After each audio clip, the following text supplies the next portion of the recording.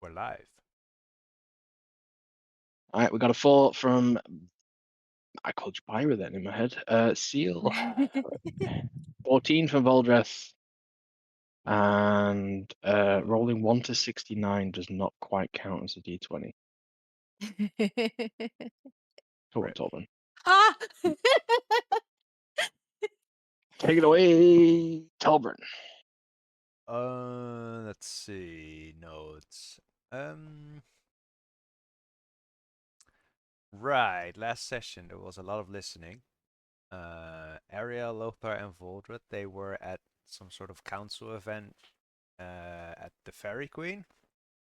And apparently Mary the Hag was also at the event, who, if I recall correctly, is the sister of the Fairy Queen.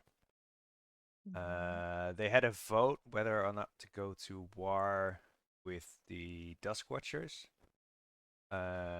Eventually, the result of that vote was to go to war, but then Lothar talked them out of going to war and explored diplomatic options first. In Torrent's situation, he was hanging with his arms chained to the wall in a room, and some dude, or was it? I believe it was a female, walked in with some scaly plate, uh, and she interrogates Torren, Sorry? and she was angry after saying that I was with Ariel, and that they kidnapped me instead of Ariel. I wasn't happy to hear that, because apparently Ariel is who they're looking for,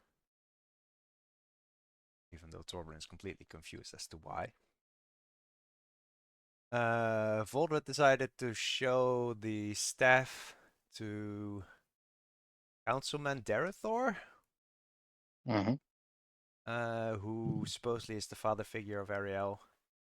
But now the staff looks different. It's greenish and it looks to be infused with Residium.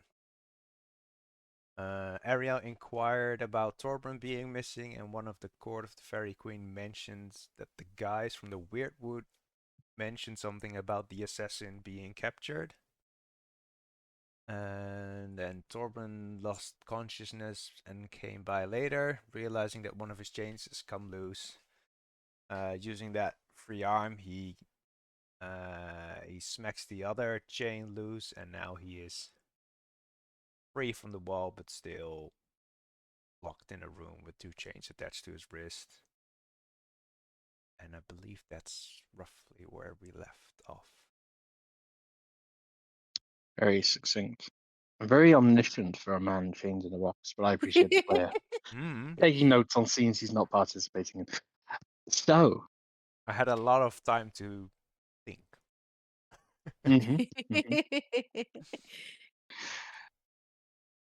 We left off. There is a point of order in there, by the way. War was not cancelled. Only the fact that the Fairy Queen granted her blessing for a party to still attempt to have some kind of diplomatic approach. Sure.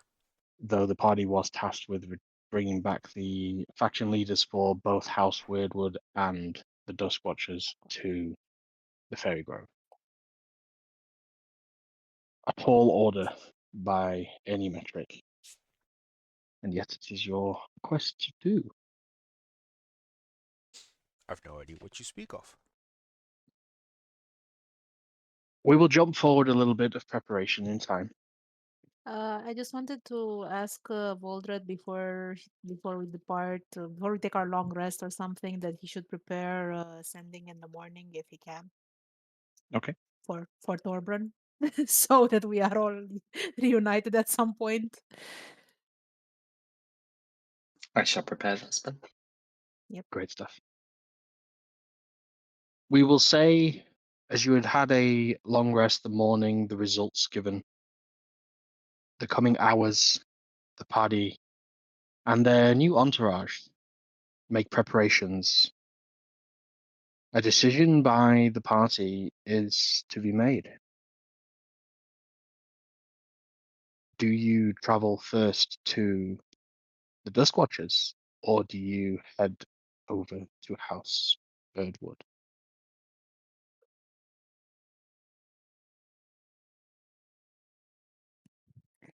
Well, the Wordwood were willing to come to the council only to spy on the court, but they were still willing to come.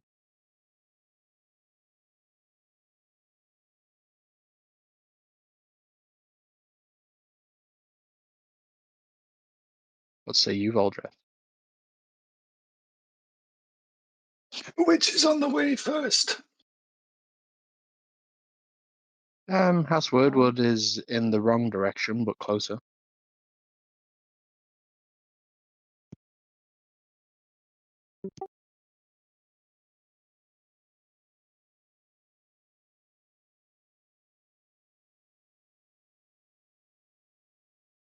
Well, if they're planning an attack, then we should stop that first. Okay. Yeah.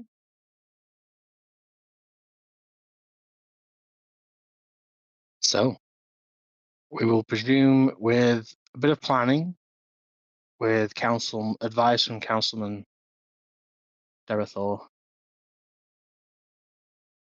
a bit of an introduction to Zivdar and his team and his companions. You are introduced to his party. Zivdar Bar, you know him. A younger would be hard to describe considering all of these characters are over 100 years old. But the younger looking amongst them is Varish, who introduces himself as Varish, son of Varsh. There are two sets of couples, two tieflings, one known as Havoc and the other going by the name as Whisper, and a half orc and an orc. The male orc Zalraz and the half orc Dulagar. Sorry, Dulagra.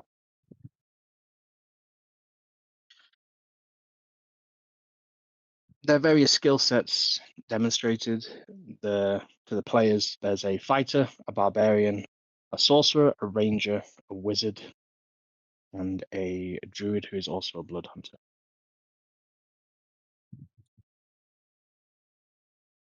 So cool. The planning and scheming for a little bit, taking on information from councilmen. The party takes advantage of a few gifts with their newest members, having expanded their fellowship. And coming out of the room, sort of after some of the planning had been done, you may recall there was a small hooded individual who volunteered to become a part of your fellowship at the end of last session. This small individual who has very frog-like features sort of introduces themselves. This is General Hippos. I will just write the name in the chat.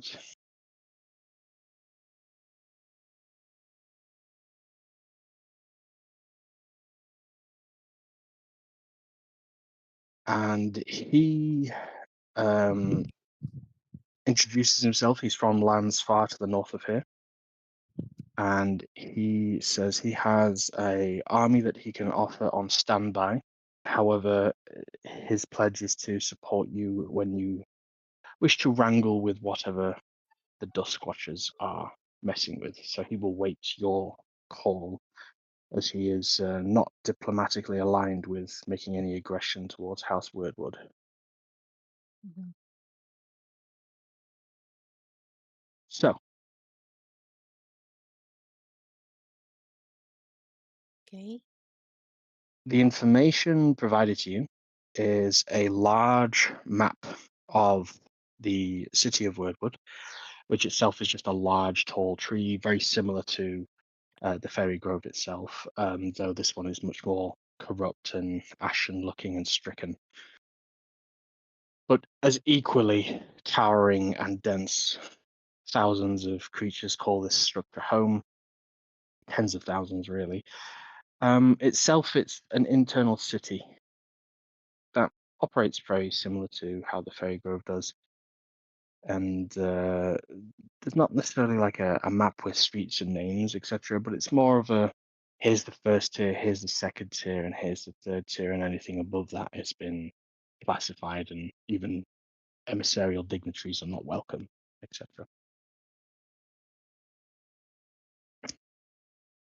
With gathering your possessions, is there anything that the party wishes to ask or seek out or collect before they head off?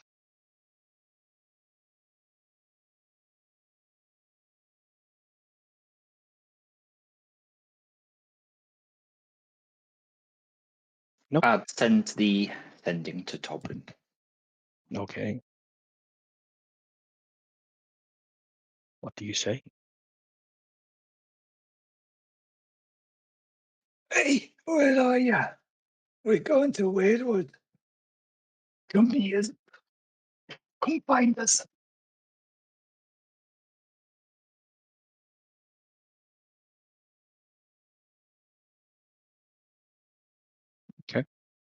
You make a wisdom saving throw, Tobin. Wisdom saving throw 17.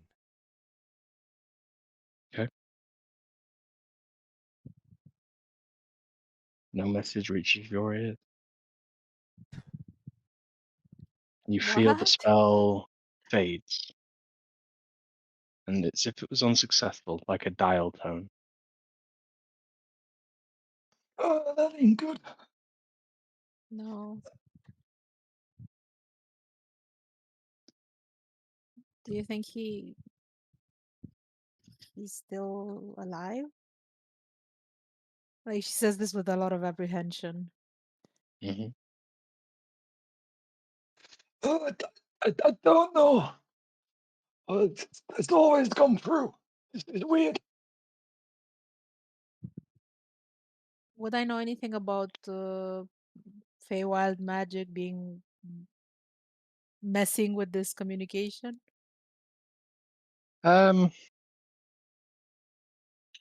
Roll a history check for Councilman Denethor. He's got a +4. Okay, I'll just type that.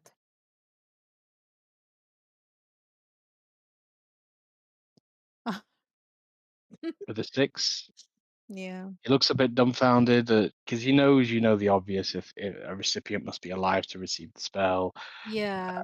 it is known that there are certain ways of interfering with such magics, though, as you don't know the circumstances of where he is or what he's up to, he doesn't want to jump to conclusions to make suggestions. I see.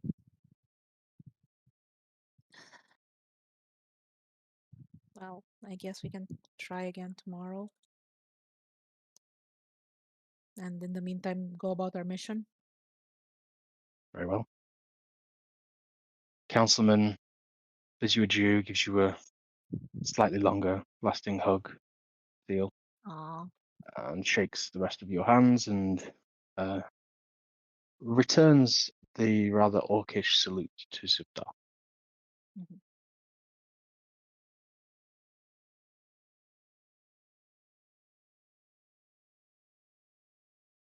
We will jump through a couple of hours travel here.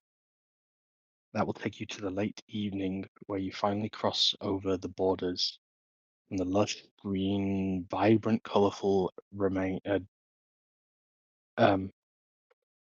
gardens and lush, decorative environments of the lands you are very familiar with and call home, Seal, as you move back over into the morbid and desolated, died and dead forests of House Weirdwood.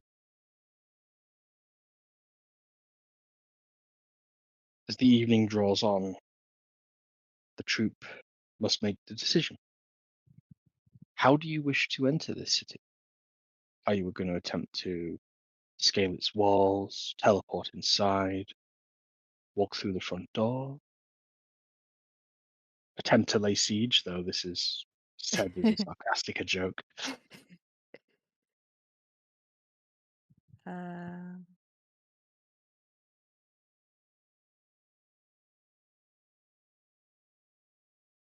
it's actually a good point. What can we do? Like, let's discuss this a bit with our skills. What would be Okay. the easiest for you? She'd ask everyone.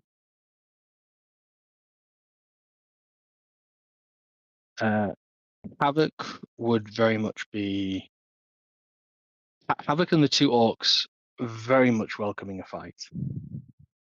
Zivdar very much looking to keep this as quick as possible, proposes a subterfuge approach. Mhm. And Varish proposes that if he has the ability or has something that he can picture, he could teleport you most likely onto the inside of wherever he can get sight of. Mhm. How many people can be teleported? He can do up to 8, which I believe is the 6 of them and the 2 of you, as Sir Lothar was whisked away. Yeah, okay. So then that seems like a really nice and clean way of getting in.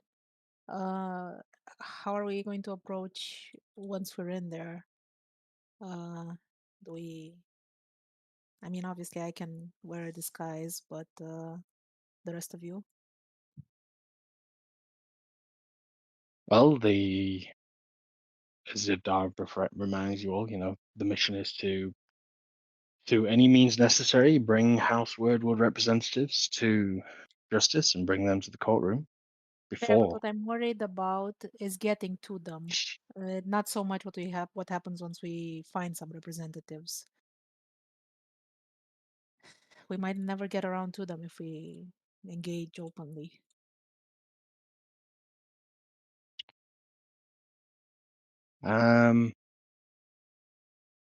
So one of them can shapeshift, 2 of them can go invisible. One of them is incredibly hard to detect, and the other 2 are very overt. So it would be the Oh challenge my for gosh. the fighter and the barbarian to be dealt with. Everyone else has some way of being sneaky beaky like. Yeah, I think you can. Is invisibility one of those spells that you can cast at a higher level? You can. The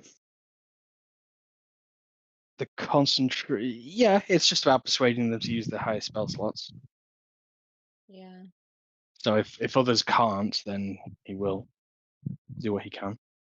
Yeah, so to take a level 3 spell slot to target 1 additional creature, and if you use a level 4 spell slot, target 2 additional creatures.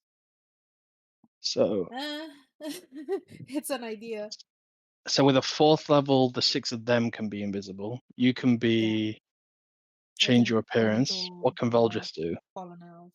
Waldred? I can fly. Look, it's a shooting dwarf. Make a wish. Ah, oh my gosh.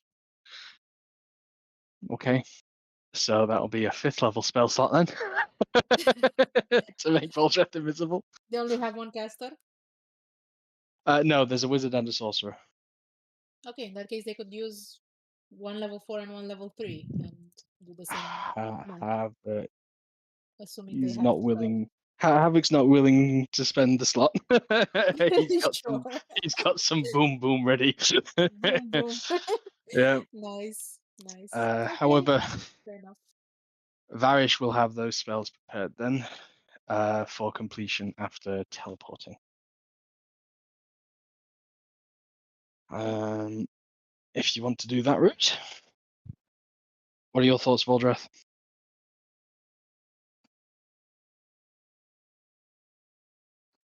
Well, usually the big paladin man decides the combat, but he's obviously been a coward again. always being whisked off to another secret meeting or mission. I prefer to avoid combat, considering that might be a big dragon later down the road. Let's probably just set the threshold. I did as the DM forgot for a moment. Man down, even though we'd started the session. Let's say that Councilman Darathor has taken him aside, and you'll collect him when you head over for the Dusk Watchers, because he's giving him some information that he needs. All right, let's go back in one piece. Let's try and get in and out. Okay. As the night moon rises, obscured by most of the purple haze of this realm, the party approaches the towering city's shadow. Those ever lengthened branches wrapping themselves as if they're caressing the sky itself. The towering battlements and armaments lie there, a frightful sight for anyone who would attempt to wish any ill nature towards it. Large castle gates, so vast that 20 feet doors each side and 15 feet across. These are meant for either grand war machines or mighty beasts to stride through them. They are open as a small general procession of people of various fallen elf-like features are heading in and out of the city, even at this time. Though you, with a round of perception checks, let's have them. I'll roll for the crew.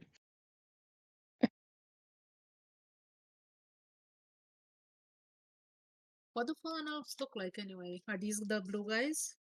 Or Think were those the Dusk no, Watchers? blue are the Dusk Watchers.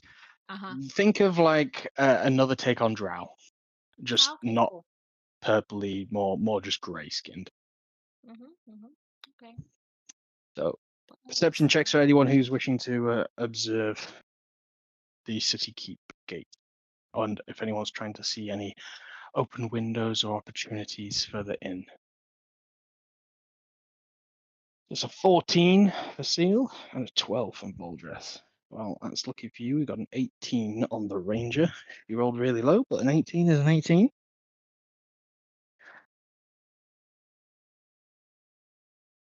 So, with a little bit of support and pointing out things, you two would notice the most of the battlements are manned. The castle gates certainly manned. Almost like a large battalion of military personnel are there. And Whisper would point to a specific part of the battlement, seemingly poorly lit, as if to say, perhaps there's less people sighted in that particular area. Varish nods, can see the destination, and there's a tower just beyond it to keep. And you can see in the grand structure of this large city, it's all embedded and circling around an equally tall tree that rivaling somewhat its shape and stature of the fairy grove, though not anywhere near as much as a delight to see and behold. The depths of that tree is where your targets most likely are. A towering watchtower is your current destination. And with that, Varish prepares a ritual of a teleportation ring.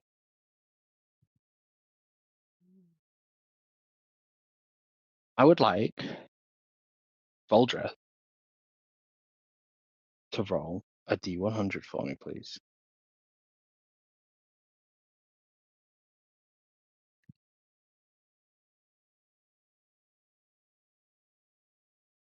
A 45. Well. Okay. A 45 would normally be pretty bad news. However, with Varish's bonuses, that just about gives you a little bit of margin here. So I need to do this, this, and this. Okay, so they all pass. All right. Cool. Great. I need the two of you to make wisdom saving throws for me, please.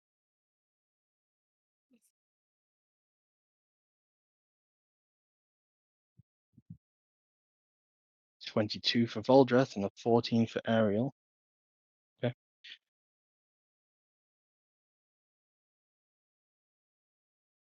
As you all step into the ring, Varish says, "This might sting," but he thinks he's got it. The next thing you know, with a swirl of white, almost moonlight, engulfs you all. And as it fades from sight, Ariel, you feel a little bit nauseous. You take 4 points of psychic damage, Sure. and you have disadvantage on your next attack for the next hour. One or all my attacks for the next hour? Just the next attack. It's an hour duration. It's supposed to be Sure. like on your next Yeah, turn, you know, but I get it's it. I get it. for the Yeah, next sounds hour. good. I'll tell you when that Yeah. passes if nothing happens. Okay. As one of the orcs, the barbarian, also drops to one knee. Deluga, she's gasping for breath for a moment, and Zalrez turns and looks curiously to Varish, and Varish explains, "Well, I didn't expect them to have. Well, I suppose I should have. It was probably obvious that I don't really want to people teleporting in and out without consent, but I believe we just broke some kind of magical barrier." Would they know about that? Say again? Would they know about that? Is it like an alarm that we set off? Mm, you can roll an Arcana check for me. Nothing special for seal here. Okay. Never mind. 3. Something to perhaps be concerned of, but also, as Zibdar says, right, well then we best be making haste. Yeah. As you find yourself inside a large tower, you have a fantastic vantage point over the inside of the city here. As you look out to your south, you see the very cliff tops that you were on previously. You look to the north and in and down upon the city itself. Streets cobblestoned, lying in a grey, thick hue, almost like a mist, and you realize it's more like dust, just shrouds the inside of the city itself. You can hear the footsteps in several floors below, possibly some guardsmen making the rounds. No agitated, no increase, no nothing to be alarmed of, just you can hear motion. Large set of bay windows before you allow you to step out onto somewhat of a balcony if you wish. If you all want to make perception rolls for me. See how much more detail you can see here. 2 for Ariel and a Yeah. 7 for Voljeff. Okay. Ariel has trouble seeing it well in the dark, you know. She's a little Yes. nearsighted. It's really difficult for her.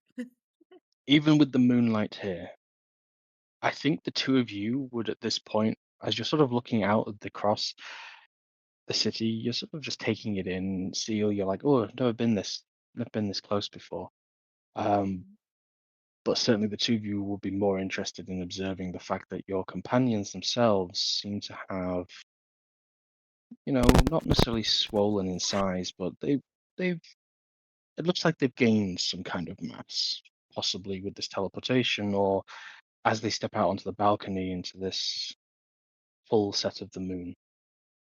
Their eyes have paled over to just whiteness as they turn and look back at you.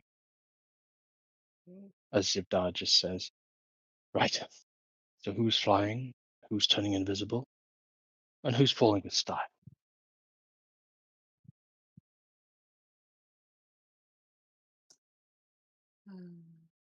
I'm just gonna walk. Very well. You can ride on me. What? You two, he turns to the two tieflings. Says, head out and see if you can make a bit of a ruckus when we call you. Find something that will draw a lot of attention. Havoc waves his hand dismissively. We know what to do. And with that, you watch as Havoc begins to crawl down the outside of this building. As you recognize, some kind of spider climb has probably been engaged.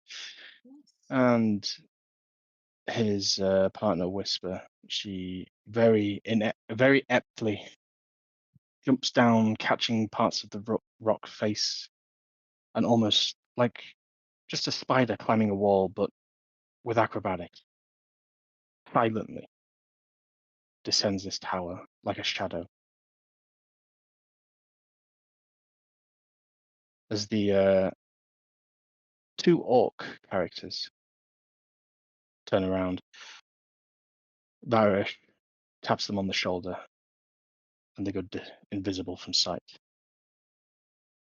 You just hear as the door opens behind you. Oh, that was my foot. Oh, sorry, I can't see you. You first, then. As the two of them head out, hopefully down towards some stairs. Are you casting Fly on yourself, Aldra? Yes. Varish taps your shoulder. You turn invisible. And are you putting on some kind of guise, Ariel? Yeah, I'm gonna take the form of a fallen elf. Okay. As a fallen elf, Zivdar says, hold on. And he turns and offers you the back of his thick mane and his large shoulders. Okay. As a moment later you look back at there's a large great eagle perched on this tower where Zivdar was That is just cool. standing. That is cool. Okay. She's just gonna carefully hold on, a little scared of flight. Okay. Well, he's not going to go super quick, but he is going to go stealthy. So I Okay. need. Well, I keep saying I need from everybody. I'm doing most of the rolls here. Sorry. So could I get a stealth roll with advantage for Voldreth? A stealth roll for Ariel, and you have advantage because of something Zibdar has. Okay. 15. So that's a 15 and 15. I think You it's both a have straight heavy, roll. It's but a it's just straight the roll for first roll. both of us. Yeah. Yeah. Yeah. So you both rolled 15. Okay. Much to your concerns, the heavy armor still making a creak and a sound, but then you realize, the general ambience of the city is covering up most of that noise. Ariel, as you. Actually, I suppose we have to resolve this. Baldress, you watch as Ariel just jumps on a giant hawk and jumps off the edge, and you're left alone on this tower. What do you do? Well, I've got to follow him. All right, but don't let me down. And we'll say for time, for variance, you cast Fly on yourself before you turn invisible. Otherwise, this would break your invisibility. So, as you do, you follow the eagle as best as you can? Yeah. Okay, fair enough. You watch as he's clinging to the shadows and trying to stay out of that light of the moon. his whitish eyes flickering, scanning the area. And the rest of the troop, you have all but, unless you want to make a natural 20 perception roll, pretty much no sight of. Though each given their own objectives, them assessing the situation, and they know what to do when the time comes.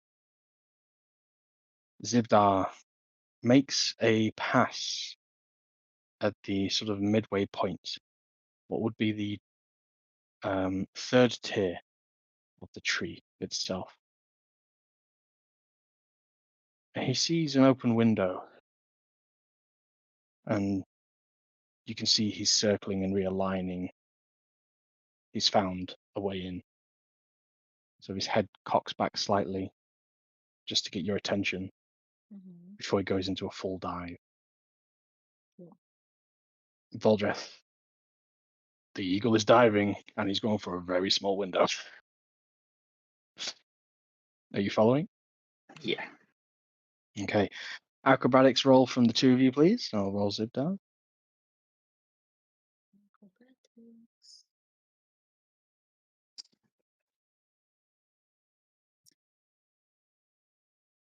So what happens is just before this large eagle's about to go crashing into the side of this building, Zivdar shrinks back down to his still not insignificant form, careens through the window perfectly, and lands there, and catches Ariel just before you go tumbling to the floor. However, a moment later, a large dwarf comes careening into the back of you and knocks the three of you over. Although I would say that you figured it's Voldreth, though his mass is invisible. I see. Oh god. Yep. That wasn't too good. I need to get used to these boots some more. Jesus. You find yourselves within a somewhat looking peculiar. Is this a guard's room? Is this an office? There's weapons adorned on the walls. There's a large fireplace, though it's not lit. There's a small hammock in the corner and various tables laid out. This is a combination of like a utility room, a mess area, or a sleeping quarter. This is almost like a spare room or something of not of importance.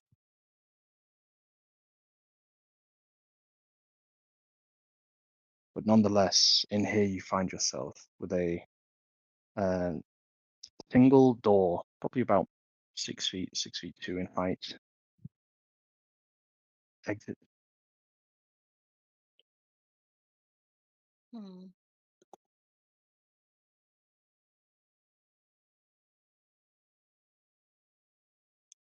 I think we should have me go ahead because I sort of fit the picture around here with like armor and looking like them. And you guys can try to keep to the shadows or invisible in Baldred's case. Zubdar shrinks down to a small rat. Ah, even better. Okay. So she's just gonna walk out of this room. Okay. Mm. It's a winding corridor, anchoring to the right at a slight degree, an angle. You come to a small gap. It's not a window, but it's a hole in the brickwork itself, allowing sight outwards this room in this corridor itself. But like those small portholes in old traditional castles, it's for ventilation more than anything. But as you look out through it, the moon is illuminating the city below, and the dust swirling up, catching it, leaves this lingering and hanging cloud of smog over the city itself.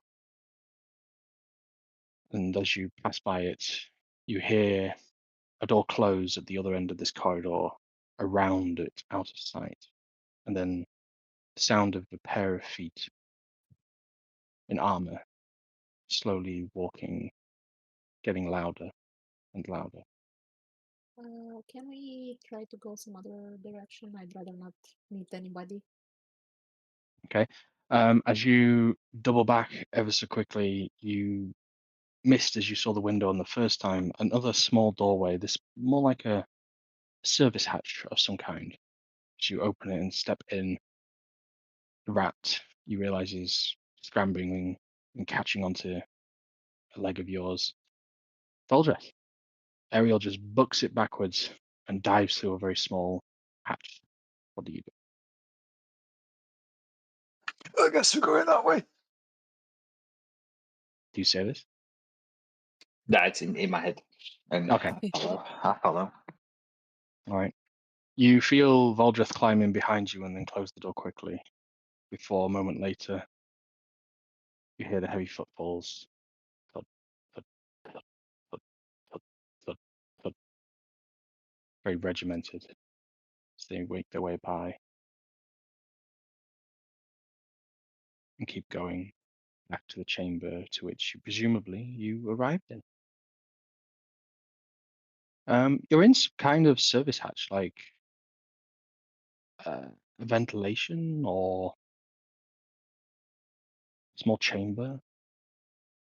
As you look ahead of you, there's a route directly up that seems to just go forever, and a route directly down that seems to go forever. And you're sort of perched over this sort of cylindrical hole or small shelf. Mhm. If you trying to picture it, think of it as the laundry vent in established hotels. Yeah. Is it possible to hear the armored figure go by? Like, is he? He's walked past and gone to the room that in the direction of the room that you landed in. You don't hear him Okay. past that. Then I'd open the door quietly and just continue on the way we were before. Okay.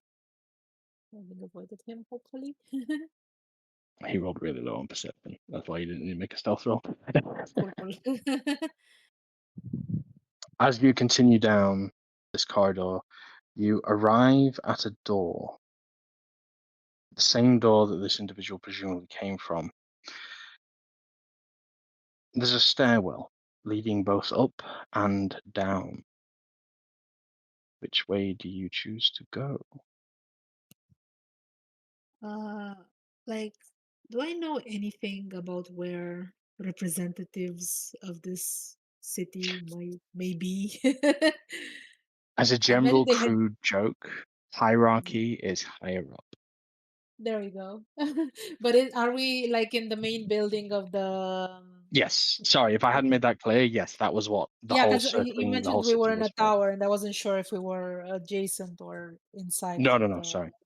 the main building. Okay. That was In that just a case, then tower yeah, on the periphery on the definitely, walls. You've now made it into the definitely we're main. exploring above in that case. Okay, up you go. You come to another door. The stairs do ascend, though, onto what you would realize to be probably the fourth floor. You look out and you can just see through the small looking hatch in this door itself. It's open. It's got a couple of bars on this one. You can see there's an armed guard just leaning against the wall with his back to you. Seems to be stood next to another door in that hallway. All the stairs go up. What do you do? Uh, well, I think it would be a smart idea to go up first, or then see if there's anything important there, Okay, and if not, we'll come back here to the guarded room. all Like, right. he can probably do a deception against the guard, but no sense pressing it if it's not gonna be needed. As you wind the stairs up a floor, you just stop. You're shy as you can hear two voices conversing at the other side of whatever this fifth floor is, where the door is. Mhm. Seemingly, that exit is actually guarded directly. What do you wish to do? Hmm. Oof. I guess we'll go back to one floor and try to talk to that guard. I will Okay, try going to for talk one to guard that instead guard. of two. All right. Yeah, yeah. Uh, just I'll approach and I'll be like, "Hello, sorry, I'm new. I'm supposed to be guarding somewhere, but I'm not. I don't know my way around this building yet." Make a Basically, posing deception as a check. guard. Sure. Wow. With a 27, the guard sort Wow. of immediately stands to attention. Make a perception roll for me, Torbrun. A what? Is it perception? Perception. Uh, perception. 9. Nope. You're with your own thoughts in this chamber still. However, Ariel, the guard first turns rapidly, eyes you up and down, then stands in a readied, aggressive position with his hand on the hilt of his blade and his shield towards you, instructing you. He halts you. He asks for your name after you express this. I will invent a name that sounds as fallen elfy as possible. You want to give me one? Sure. Let me look up something. Yeah, so she's gonna say she's Elisara. Elisar. Mm-hmm. He seems to be looking confused, like he doesn't recognize the name, and he gets a Like little I bit said, I'm concerned new. I'm new. because, as he points out to you, you're not even in guard attire. Who even drafted you? Who is your master of watch? You know, he gave the name, but I just forgot it. I'm so irresponsible. I'm gonna get fired, aren't I? He does a bit of a face plant and says, "I guess they just let anybody guard the prison cells these days." Oh, you were leaving me then? Oh, I guess I'll head off. Here, you may as well have these. And he unsheaths his sword and leaves his shield up against the wall. Oh, thank you. That's what 27 deception's going to give you. Okay, cool. Voldreth, I need you to make a stealth roll for me, please, with advantage. Well, actually, it's a straight roll for you. 5. We. As he turns, as he begins to walk away from the door, he sort of turns, he starts to talk back at you as if he's had another idea or he's got another comment to say, before he just trips up and falls, running straight into you, Voldreth, and falling over you. Uh, shit. This seems like it's going to go to an encounter. Yes. At Let's this see. point, like I don't know what else Um, we can do. The guard What's his reaction? Yeah. and Whole person. Let's go. because okay. So the guard lands on his head awkwardly. His helmet visor slams down, and by the time he sits up and lifts the visor, he looks around, fairly convinced he walked into something, but also a little bit embarrassed of the situation that's just unfolded in front of clearly someone who is just on their first day of the job. I'm going to roll a d20 and see which way he goes. Does curiosity get the better of him, or does he figure out there's more to this than meets the eye? I just realized with those two options it wouldn't be the same. It's supposed to be, is he unfazed by it and does he try and play it cool, or is he thinking there's Yeah, something yeah, else yeah. there? Yeah. Wow, okay. This is that's silly me, my shoelaces were tied. Untied. Uh, You see, Too busy guarding the tower to even notice. You're exemplary. 27 deception. He stands, brushes himself down, and as he pulls the door closed behind him and you hear the steps begin to descend down the tower itself, you can see that Zivdar is stood behind the door with a large, menacing, towering appearance with both hands ready to strike. Yeah. Awesome.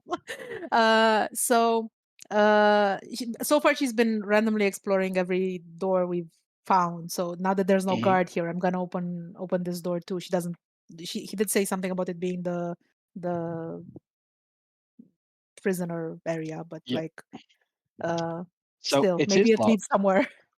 It Okay. is locked. However, Are there any as keys you in the can room? see, this is the only illuminated with torchlight. Well, I say torchlight. They're more like bluey grey fire sticks that are on the wall. And with those, I would say, I wouldn't make you roll for it because you'll see them eventually. But further down the corridor, you can see like there's a small rack with several hooks on it, and there's various sets of Okay. keys. Okay. And as you I'll approach this rack, you realize there's 5 different chambers on this corridor. okay.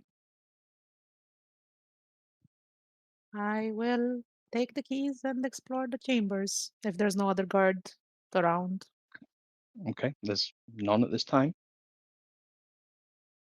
I feel like like I'm in a Pathfinder game or something, just opening every door and check, check, check. Okay. Exploring further ahead then. We will say in the essence of time, as the only occupied chamber here, Torbrun, Hmm. you're free from your chains. You hear the key in the door to your cell turn. Where are you standing in this chamber, and what are you attempting to do? Or are you just standing there? Is the door opening inwards or outwards? It opens inwards to you, so you would be able to stand behind the door and get the drop Mhm. on someone if you wanted, but That is what I it's was entirely going up to for, yeah. you. Okay.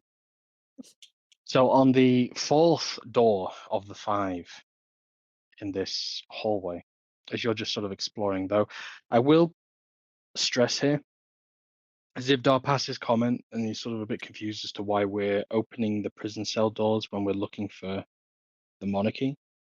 Yeah, you're fair point, but we're here now. There's nobody around. We might as well. I'll set up my cherubs at like the start of the entranceway, the You stairs that know, the guard walked down. enemies of enemies are friends. Huh? I think that will break your invisibility if you do that. He's Ferret's gonna casting a spell. alarm anyway. It's fine. Okay. Very well. So the door opens, Torbrun. Hmm. This chamber is also empty. Seal. Okay. You can see that just by looking in.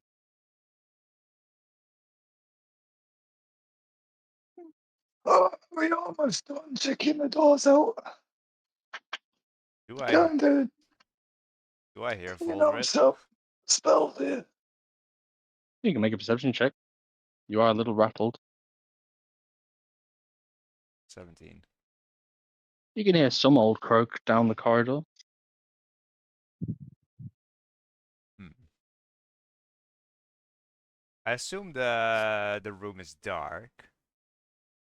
Yeah, there is a little bit of light coming through the open door now, but not a lot.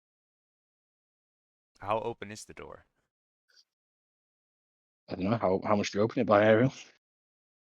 I just opened them wide. Like Okay. I'm Okay. checking each door for prisoners. Under the idea that we might find somebody who might be allied with us. But I'm not thinking of Torburn at all. Okay. I was actually waiting for someone to walk in and maybe sneak out of the room, but with nobody walking into the room, I will sort of inch sort of I don't deeper into see the room you. so I I'm can look blind, around the remember? corner. You see a towering, hulking mass of hair of a creature in sort of thick leather garments with its back to you, and someone else in front of it who is opening the next door in the chamber with a set of keys.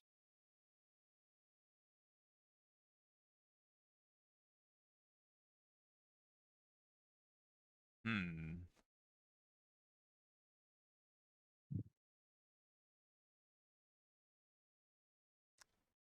I will try to. Hmm. When the person who is in the front, who is in the doorway. Hmm. I'm just gonna wait it out. No. I'm gonna see what they do. All right. There's like no way you see Ariel in front of Yeah. Zibdar. Like he is just eclipsing her There's completely. no way you would realize it's Ariel anyway. Yeah. There is no True. context.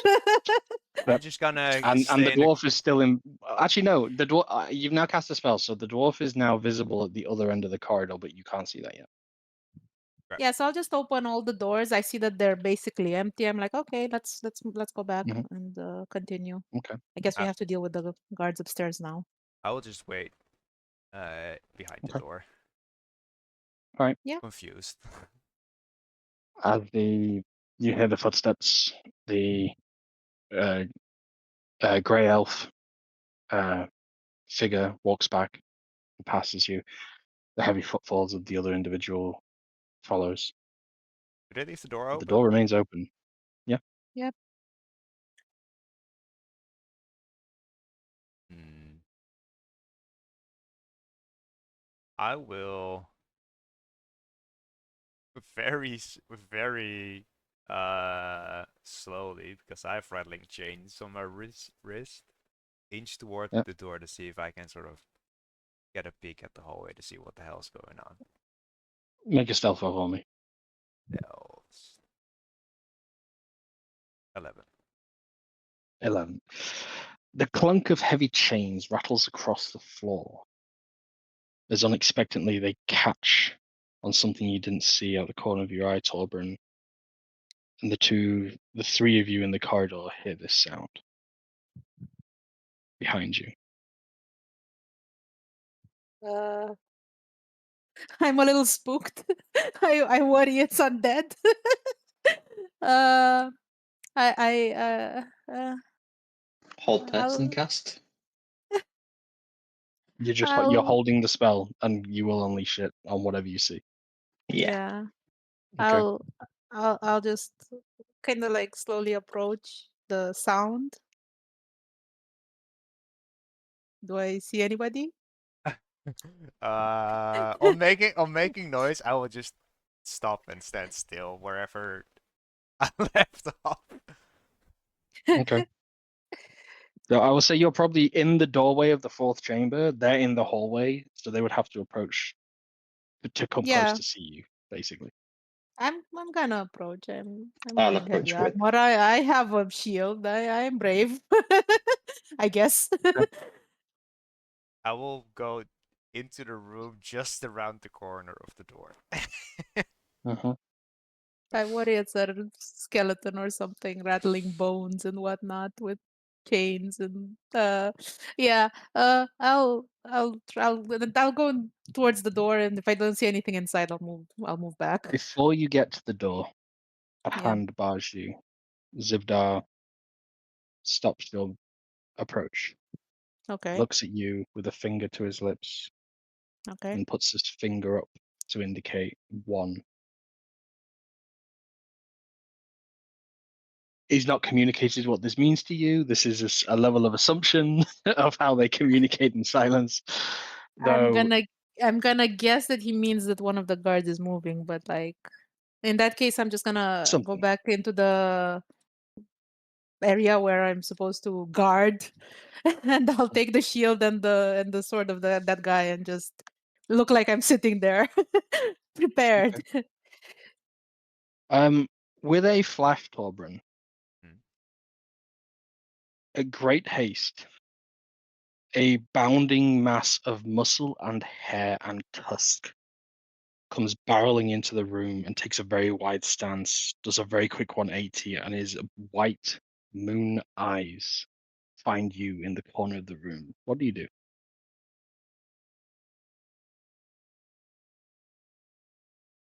Oh.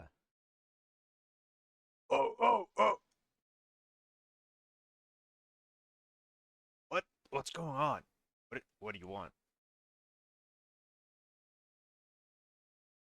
I think the two of you would hear Torbran's very deflated voice. Oh, you Johnny, calm down, Uh, big fella. Calm down. Wait. Hey, you ignored me. We Over. got words. Hey, words. Yay! He's But friendly. Yeah, shh. What are you doing here? So the sight before you is Voldreth is here with a great big beast man and a grey elf. yeah, but the gray elf is trying to be outside of this little corridor that leads to the dungeons and like defending the location basically. If there's a door to close, just like a normal door, I would have closed it. But I would have heard Torbran and I'd be like, hey, but at the same time, shh, quiet. What are you doing here? We're on a mission for the Fairy Queen. More importantly, what are you doing here? Wait, Ariel's here as well. Yes, she's the Grey Elf. You know, changing the sky, steel. It's you they're looking for, Ariel. I don't know why they took me, but it's you that they're looking for. Uh, okay. She's just gonna say in a very low voice if she can hear this conversation. Assassin. I didn't assassinate anybody. Your guess is as good as mine. Anyway, But now what? there was talk of the assassin. Like I heard something about the assassin too. I just didn't think it would be you or me.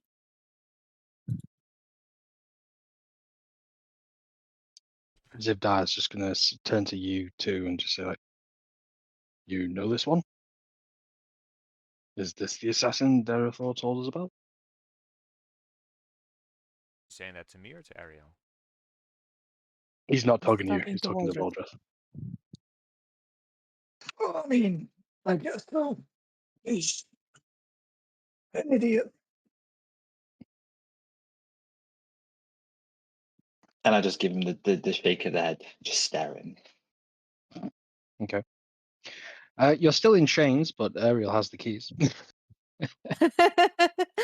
Yeah, but Aria's worried about a guard coming down the stairs, which she can't really hear, but she's used to not being able to hear things. So Ariel, don't worry about the gods. I've got me cherubs. I'll know. okay. Okay. She's gonna open the door a little bit and pass the keys to Waldred. So now I fumble the keys, and while trying to find out which one's it. Okay. As you don't know which one opened this door, it systematically just go through one at a time, and before Torbran is finally freed from his wrist restraints. Oh, much better. Oh. So where do we go from here?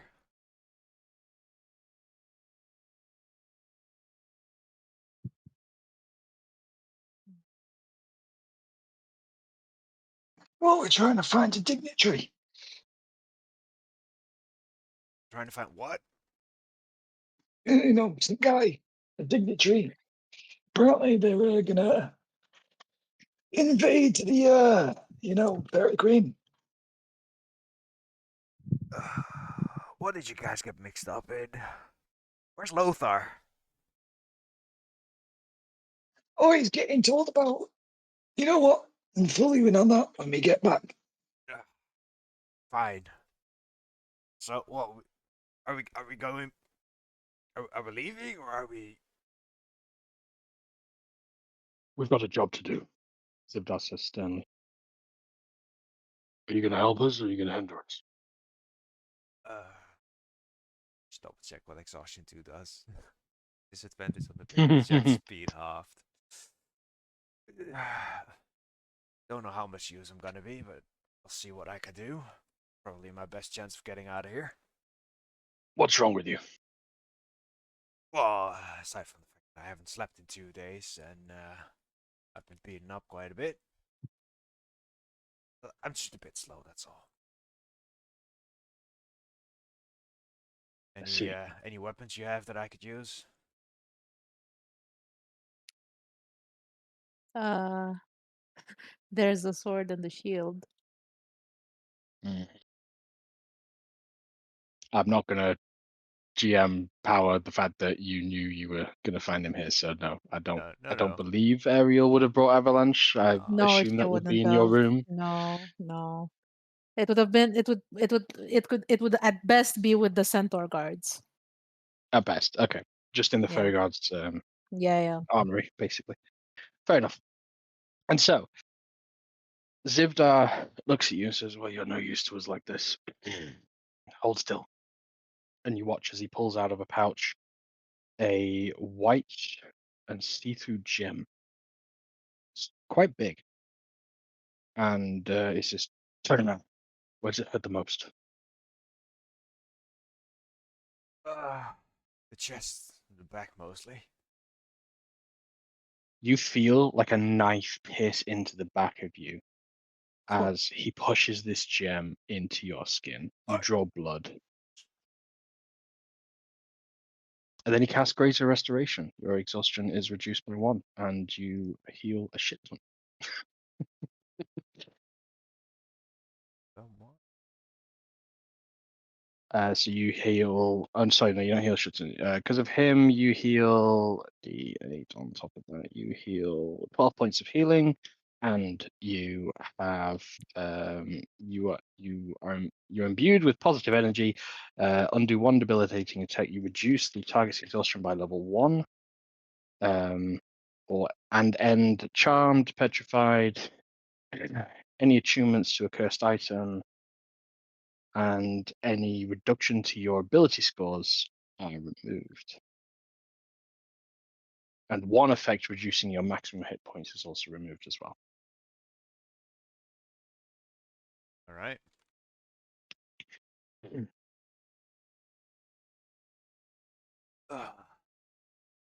That's much better. For a moment, I thought you were just gonna off me there. There's cheaper ways of doing that. And anyway, I've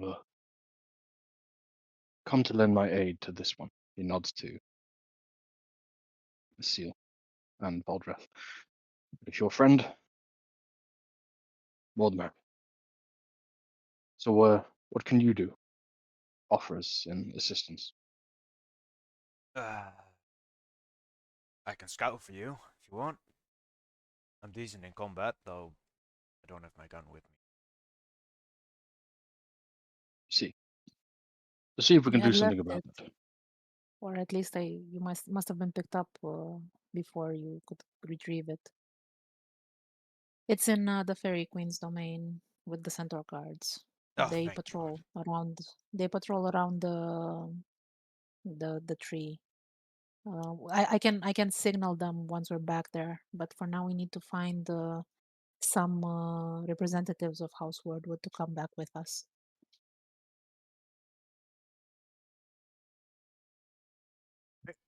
Well, if nobody's using that sword and shield, then that's better than nothing.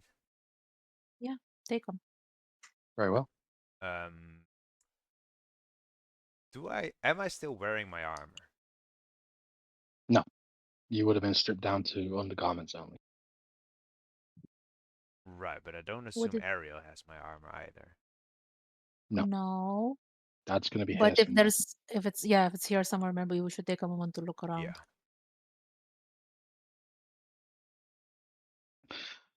It's at this point your cherubs would start making little louder alarms.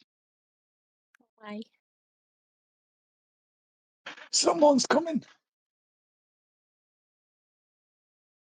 I guess There you are already damage on them. attacked them. You can roll damage, yeah. Okay, so we're gonna fight. Uh, I will. Is it just a small corridor? Is it dark in here? No, the corridor's low lit, but with your dark vision, you're fine. Just leaving the chamber makes it suddenly feel very different as your eyes getting adjusting to the light level. I will point everyone to go sort of further, sort of away from where the guard is coming, and I will enter the prison that I just came out of. Okay. I will point out, all the doors apart from the first one are still open. Yeah. Okay. Hmm. As the door at the top opens, and you just hear in Sylvan, anyone who can understand, in midnight mosquitoes. Ugh. Let's get some spray for that corridor. God. As he opens up the door into your floor.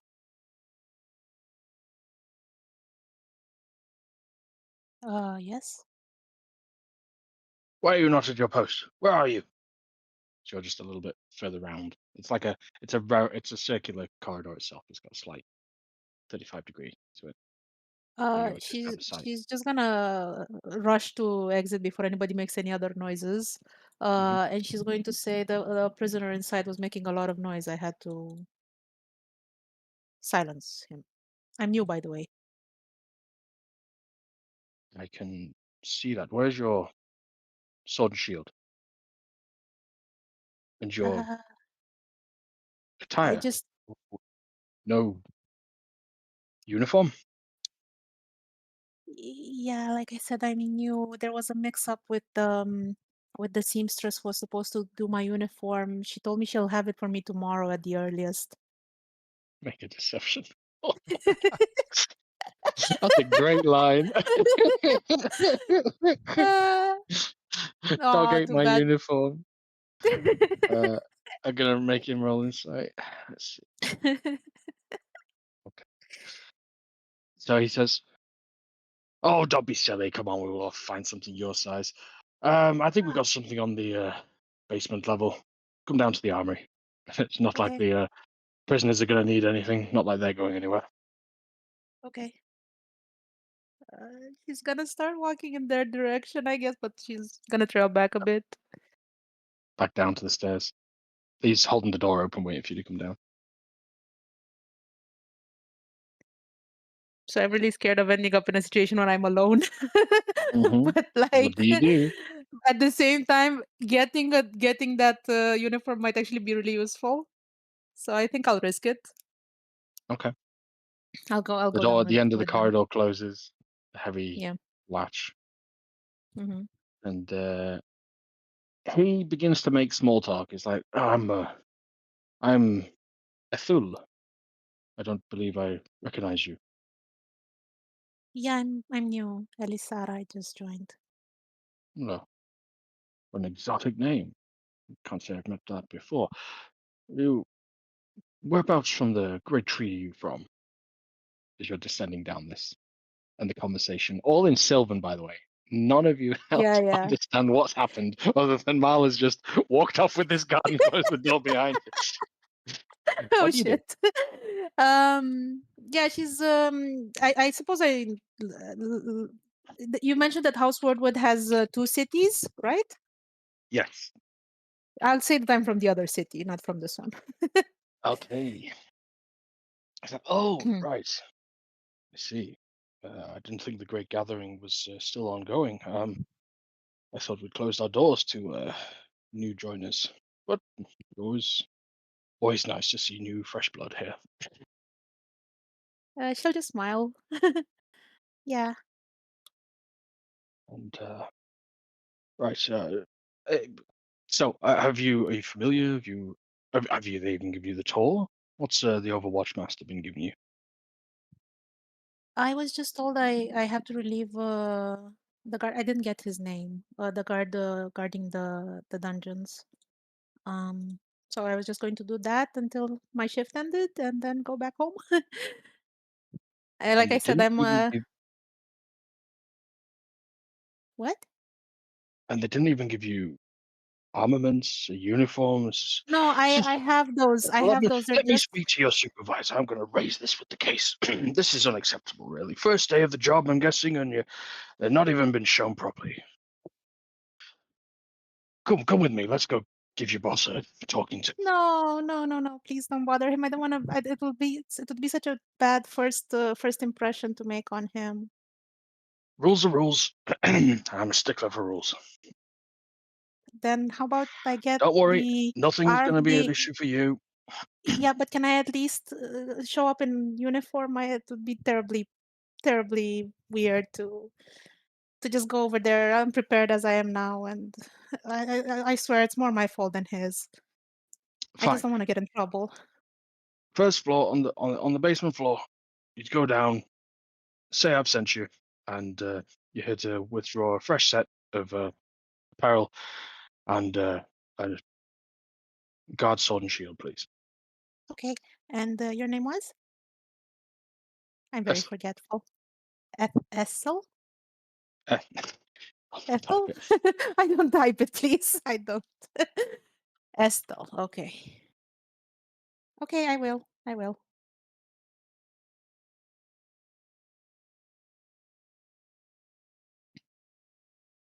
And this is actually, I mean, it would make sense he would do this, and he would say, "Oh, just say the Captain of the captain of the guard. guard sent you."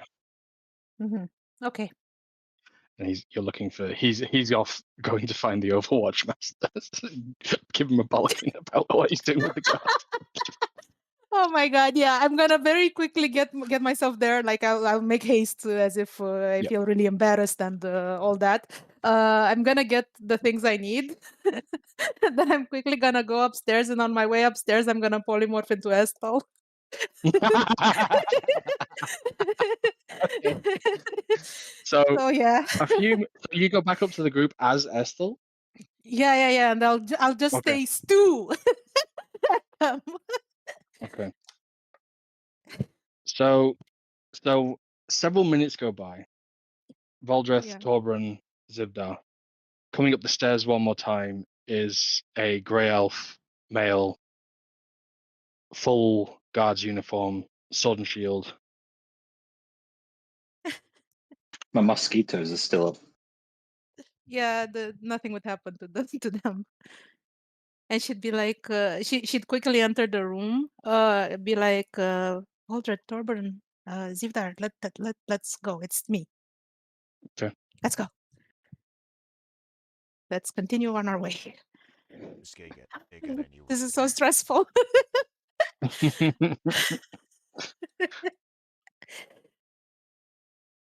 It's the changeling all over again. Never go alone anywhere with it.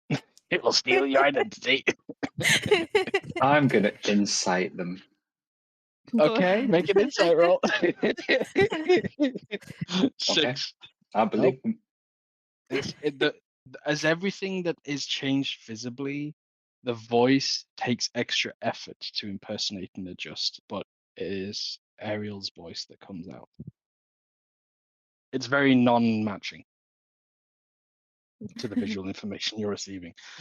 Yeah, Do but she you can totally ascend? do a voice if she wants Oh, to. Like, absolutely. If you want yeah, to, yeah. do you ascend to the 5th level? Well, yeah. Okay. As There's a you guard there, isn't there?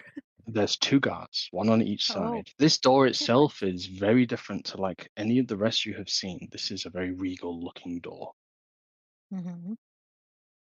And as the light in this chamber of this spiral staircase illuminates your figure, the door is opened for you, and the 2 guards stand to attention. Guards, there's been a prisoner escape. I think this might be a good live, but I'm not sure. What are is everyone else behind me right now? Like us down the corridor? Yeah, That's good. all of you are on the spiral staircase. Oh shit. Then I really don't know what else I can do. Like I'm gonna tell them that, and I hope that they will have the insight to travel further down the staircase, the spiral staircase, to not be seen, so that these guys can go investigate the dungeons. Okay. I'm gonna hope. um, it's more like as you're saying this, one of them's like you're not decommissioning them by letting them stand at ease because you've not saluted back to them, and one Uh-huh. of their eyes looks over your shoulder, and you realize that one of them has now seen Zivdar, Ah, shit. but he's looking confused, doesn't know what he's looking at, and taking the opportunity, Zivdar says, "What unsubordination is this? Your commanding officer instructing you to make haste to the dungeons to check the prisoners, and you're still standing here? If I was an emissary from here, I would be ashamed." The intimidation roll is pretty successful, and Nice. the two guards will now fight to get past both of you and push past the dwarves. One does a double check on Torbran, but keeps going. Oh, okay. I figured the dwarves would just go down the stairs a bit, but if they don't want to do that, that's fine. It's one of those, it happened very quickly and you didn't communicate anything beforehand. So, Yeah, it's true. I didn't. It's true. though We with need a to. 19 on the intimidation, they're not sticking around to find out. Cool. Though they run down to the next floor and you can hear them sprinting up and down that corridor. Mhm. You're on the 5th floor. There Okay. is red-lined carpet, chandeliers, and a general brighter sight here. Though there's a low level of mist lingering to the ceiling, like a dust that's clinging and reflecting some light. As you follow this corridor arching at the same 35-degree angle round to the left this time, you find yourself coming across a grand balcony that looks out over the city. Okay. This is a balcony you saw whilst taking a flight around, and Mm-hmm. it is clearly a piece for public appearances. Mm-hmm. And directly behind it is a grand double-doored, somewhat greyish looking oak double door set before you with a large brass knuckle, which is a large twisting tree with vines wrapped all around it on the brass knuckle. Is that a symbol that Daryl might recognize? Uh, I suppose I could have said it's probably on the sword hilt, the shield, Ah, central, it's and all the over. I armaments you're see. wearing. It's It's their word, symbol of word, House word, Weirdwood. the symbol. I see. That's the Pretty. one. Okay, cool. Yeah, we need to make haste, so she'll open the door very, Okay. very fast. As you open the door, there is a large reception room before you. You probably have 12, maybe 13-foot ceilings in this area. For the rest of the city, it's clearly been a site for harder times. There's very little colour. There's nothing lavish. It's been a city that makes ends meet. And you just found out why, as this is probably the most grandiose room in this entire tree. Wow.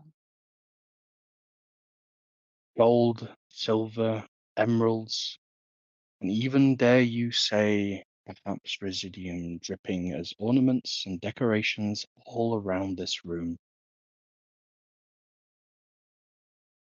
The red carpet follows and splits into a cross in the center of the room, leading between a door to the north, a door to the east, and a door to the west as you enter from the south of this room. There is no one in it, no one present.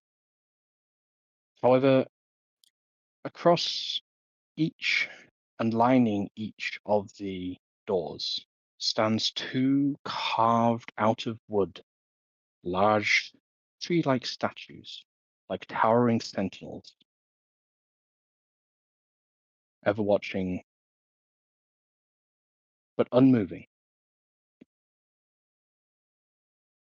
As you enter in quickly, the two dwarves in tow and Zibdar, for once not having to stoop to enter a room, closes the door behind you all. A moment later,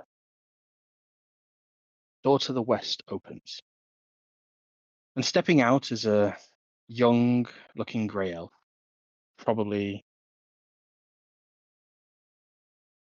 in fact, aging elves is awful to attempt to do. Let's just say that of a childlike physique comes skipping Okay. along the loving carpet, and a moment later you see a male, a little bit older, maybe perhaps adolescents in height and stature, running out after her before both of them stop and freeze at the sight of you all. The little girl shouts, Estelle, Estelle. The boy, seeing the rest of the party, puts his hand around her and holds her back before. Stepping through the door is an elderly-looking couple. Clearly the parents of these two children. Okay. The male looks at you and says, What's the nature of this intrusion, Estelle? Give me a second. I need to process. Oh my God. What can you even say? We literally need to yank these people and put them back bring them back to the Fairy Queen's court. Ideally all of them. It would be perfect. But how? Are they even gonna consider coming willingly? Obviously this is a whole ruse that they're not gonna fall forward or find amusing. So I have no idea what to say. So I kind of look at the children and freeze for a little bit. And I'm going to say we have emissaries from the Fairy Queen. They sought to talk to you. Zibdar, taking your heed, gives a low, courteous bow and claps Boldreth on the head as well, and Torbrun. Oh, yeah. There we go. As we bow down, I will sort of lean over to Volrus, like, what exactly are we trying to achieve here? Okay.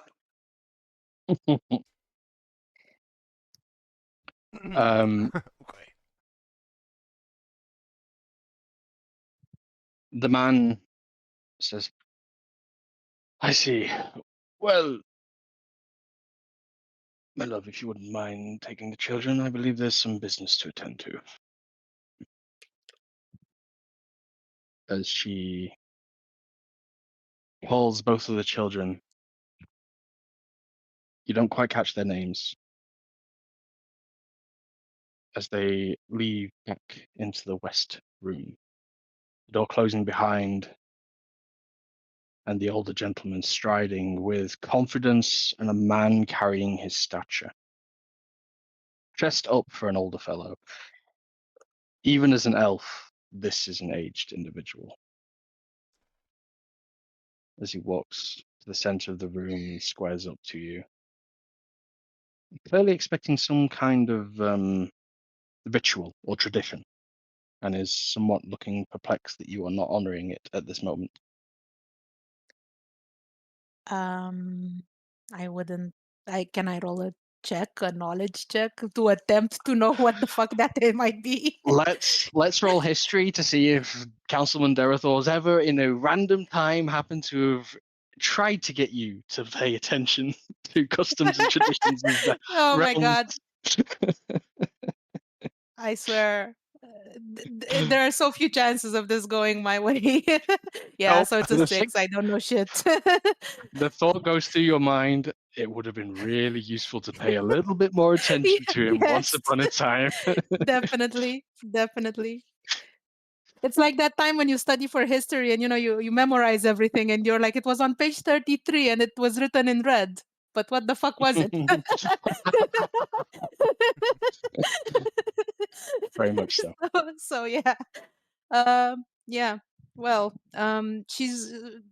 she won't fumble. She'll just not do it, I guess. That's as best Okay. as I can deal. I trust something else is on your mind. He frowns and scowls. Yes, apparently there's been a prisoner escape. I see. The assassin? Yes. Right. I trust you have already raised Yeah, the we alarm and. Right. yes, guards Oh, are I see. searching. You're here to protect me. I get it. And it just so Yes. happens you've brought an emissary with you as well. Yes, Okay. yes. What a fortuitous timing. My apologies. I didn't catch your name.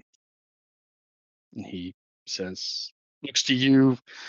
Zivdar looks to you and freezes for but a second and gives a low bow and says, my name is Zivdar Bar, and I come with tidings from the Fairy Queen.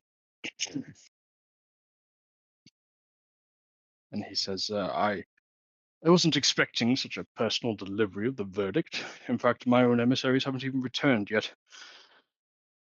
They were due back later this evening, though I assume they're probably catching a fine wine before actually carrying their mission and mince it.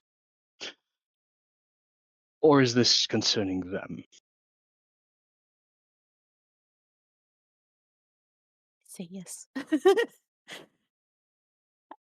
Like I have an Well, idea. I have an idea for something that he could do or say, but I can't communicate it. So I'm like, can you not say it in his mind? no, I don't have Okay. sending or like anything like that except for the fairy queen. You could try and whisper as he steps forward in front of you. No, because it would be really obvious. Like I'm supposed to be on the side of the yeah. Sure. So Zivdar, in the absence, just takes a proud stride towards the king and offers his large hand. The king accepts and says, "This is an uncustomary introduction. I'm not quite sure which part of the Fey Court you are from." Zivdar says, "Well, you see, that's part of why we're here. We're more of the side you don't really want to meet. And without disrespect, I also don't tend to wish to be on errands outside of the court. But with war confirmed, I wanted to hand this message to you personally."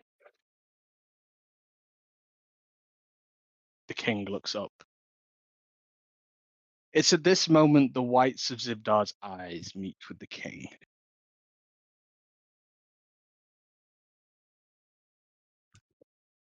I would like you all to roll initiative. oh shit. Can I fire off my hold person spell I've been holding for ages? Absolutely. That will be the first action. Okay, I'll roll initiative then, do that. All right. Typically with held spells, by Wait. the way, if you don't use it in the next instance, it fizzles. Oh wow, the rolls came If in you're Okay. holding really it for late 6 for me. seconds, it would be spent. Okay. Oh, the rolls are only now just coming through for me. Let's see. I think it's very that's very befitting. We have a I rolled a 20 Hold we have first an on. because initiative 20 Hold for on, the hold on. I didn't Torbran. roll mine. It's a yeah, 3. I rolled We have a twice 20 because for it was Torbran, delayed. a natural 20 for Voldreth, and a 3 for Ariel. Which I Yeah, think befits the scene perfectly because it does. Yep. we got a 15 on Zivdar, and the king himself. I won't say his role. So, order of events. What does the king need to do to save from your whole person? Natural 20. He needs to. It is succeed under wisdom saving throw, and the DC is 14. Wisdom saving throw. That's a natural 1. Legendary resistance, number 1. Oh, Zivdar is there, but he had an action he was holding. You watch as Zivdar moves with rapidness, and he wraps himself around the back of the king and restrains him, both his arms behind his back, and you watch as another third arm comes out from under the apparel and mass of Zivdar and holds his throat and mouth closed. He's grappled, restrained. And now we go to the actual initiative. So, Baldreth, first action. What do you do? You have advantage on attacks against this creature. It is restrained and grappled.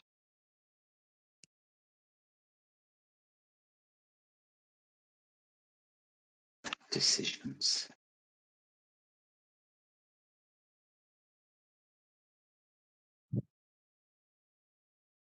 Oh, I'm gonna just inflict wounds on him. Okay. Oh no. Soften up a little bit. There we go. 11. An 11, an unguarded individual, no armor. Unfortunately, 11 still doesn't make it. Still has dex. Mhm. Anyway, Torbran, what you doing?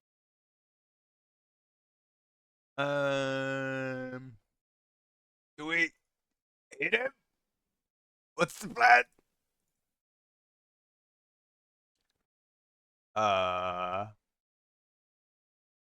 will get next to him and I will ready an attack. If he tries to escape. Okay. So if he breaks free, you're going to strike him. Yes. You don't want to just make an unarmed attack on him at the moment with advantage? No, I have no idea what's going on. Okay. So you just hold an attack. Yep. Okay. Zivdar, you watch his arms holding and restraining this individual. A fourth arm comes out. And you watch as vines extend out of it and begin encasing the king. Oh god, he fails again. That's second legendary resistance. Next up, we have got Captain of the Guard, Esthal. Yeah. Um. Clearly expecting you to behave in a certain way. What does the king bear witness to? I think I'm going to polymorph back into Ariel because I think he can tell at this point that I'm not the captain of the guards.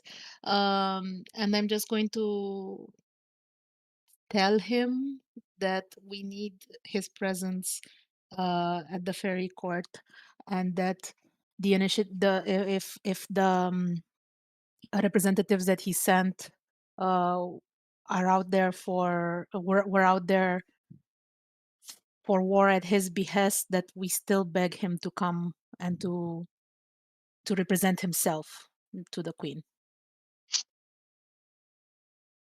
Okay, make a persuasion roll. Persuasion 22. Okay, 22. And what exactly, to surmise that, are you conveying? You want to do this non-aggressively? It's come with Yeah, I us want. before shit gets real? Yeah, basically, I want to do it non-aggressively. I want him to represent himself, not through the representatives he sent, because the representatives he sent may have gotten the wrong message, and I'm saying that pointedly as if maybe to give him an out that would not be war with the fairy court. With a 22.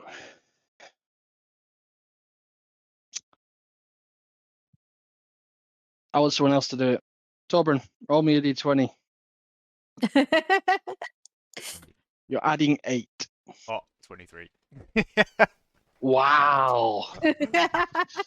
Okay. The king No. looks at you. His eyes narrow as you shift into Ariel's true form. Are you showing a seal or are you showing as Ariel? I see you.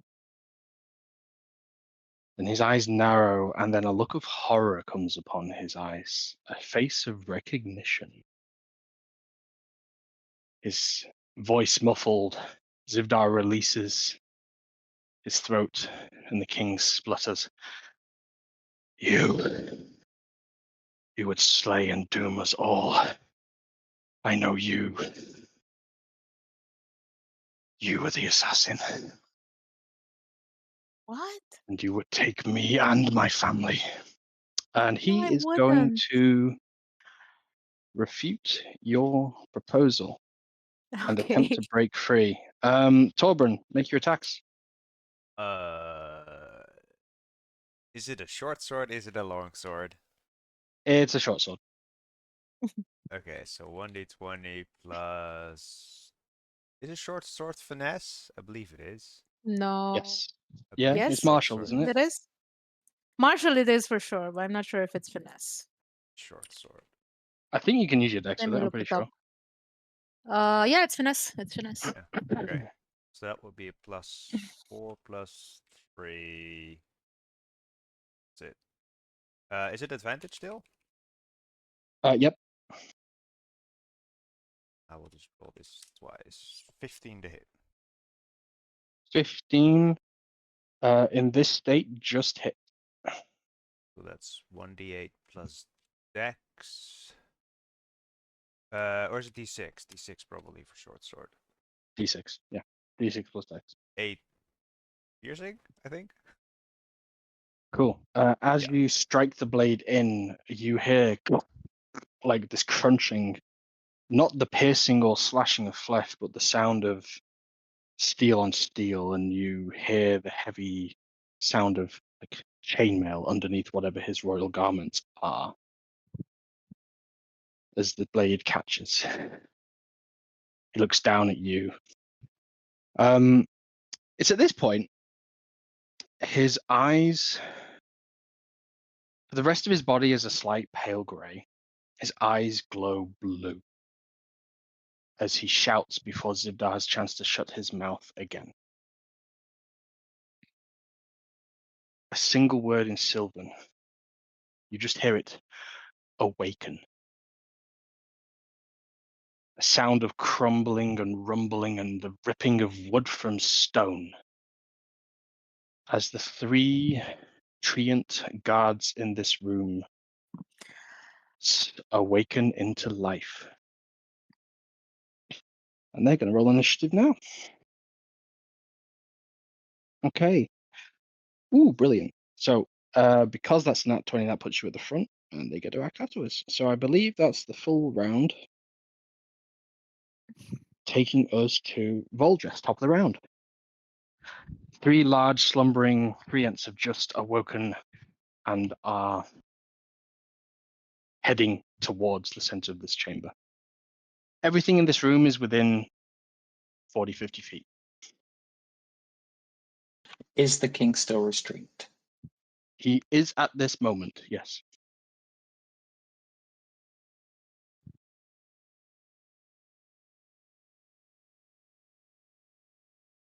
I'll cast Hold Person on him just to paralyze him. And then, yeah, I'll try that.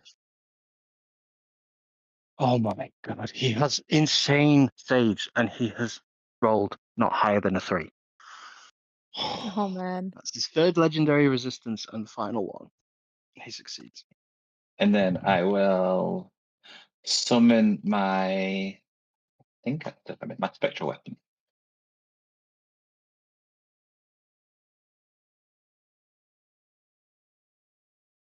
I just want to check your spell DC actually, Aldrich, for the whole person. 14. Ah, yeah, but you've got the staff. Okay. Never mind. Yep, it's still even a 3 with what he's got. Yep.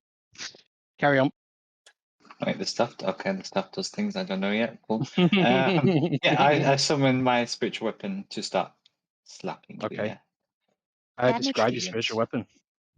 It is the shiny pickaxe. Instead of one shiny pickaxe, there are 3 giant shiny pickaxes.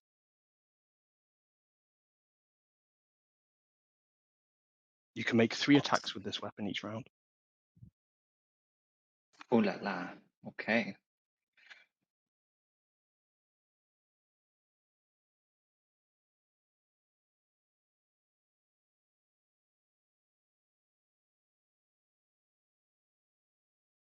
Test. Do you want me to roll up 3 times? Yeah, Please do. that's good. That. It's 3 different attacks. Natural one Oh. on one of them. It's still 1 hit. The top one, click the roll damage.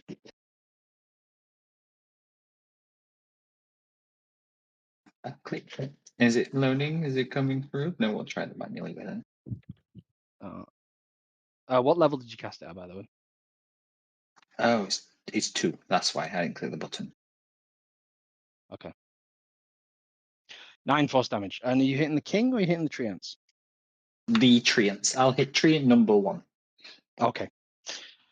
As the pickaxe slices into the treant, you watch as one of the large tangling parts of its vine-like limbs that's still tangled into the ceiling, part of it just clean severed through.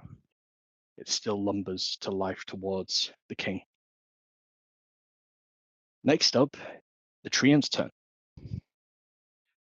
One of the treants roots itself at the back, and its arms outstretch and reach towards Zivdar, and you watch as dark grey vines begin to completely encompass the stature of Zivdar. Zivdar needs to make a save. And he doesn't have a legendary resistance, but he gets advantage. So roll again. Okay. You watch as Zivdar loses his grasp on the king, and he is in turn restrained by this treant. Oh shit. His forearms grasped by vines behind him as they are pulling him back. The other 2, one is going to charge towards you, Torbran, because you're at the king. He's going to make 2 melee strikes. There's a 16 and a 14 hit you. 16 hits. 16 hits. Bear in mind, you have no armor and no shields. Yeah. Oh, you have a shield. Yeah, Sorry. I have He 4 has a decks, shield. so that goes to 14. Shield makes it 16. Plus the shield. Okie dokie. 16. That is 8 points of bludgeoning damage. Oi! And you have 1 mark of nature. Okay, Next in order. cool, I guess. Yep, don't worry. Next in order is Torbran. The other treant is standing off in the corner, and you watch as it begins to be casting some kind of spell. It's your turn. With my possessions being taken away, can I cast spells? Anything that requires a component, I'd probably say unfortunately not. Alright, guess I'm attacking the king then. Sorry. That's great. That's You why should I check asked. though what doesn't require components. Maybe you can cast something. Sure. If it's small little things, I will say that Zivdar, we could do a little bit of retcon and say like Zivdar's asked if there's anything you need, because he has a bit of a components Sure. pouch. So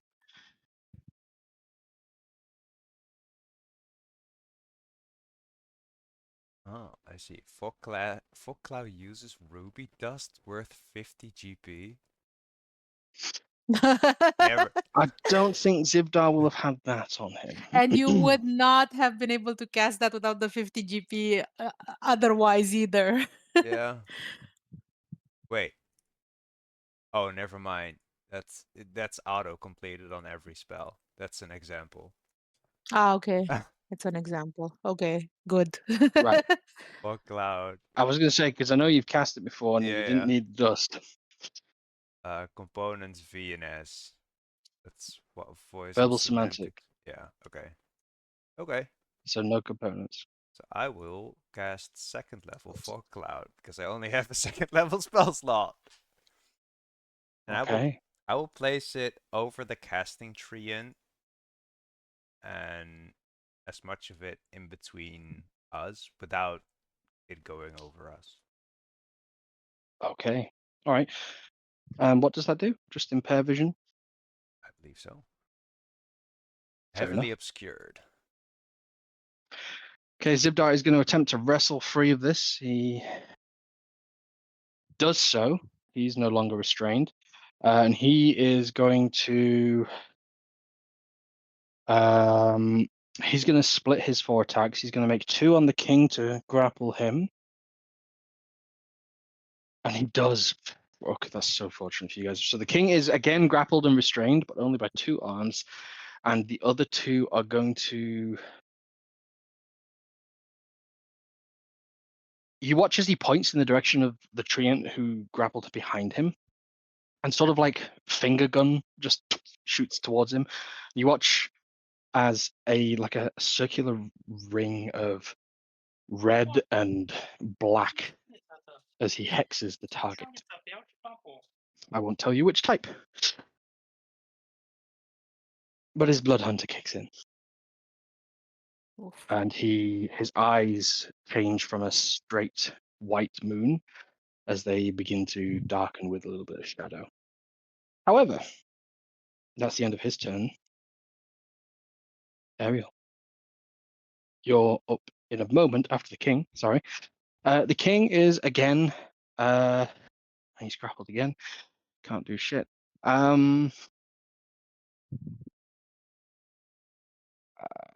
Let's see.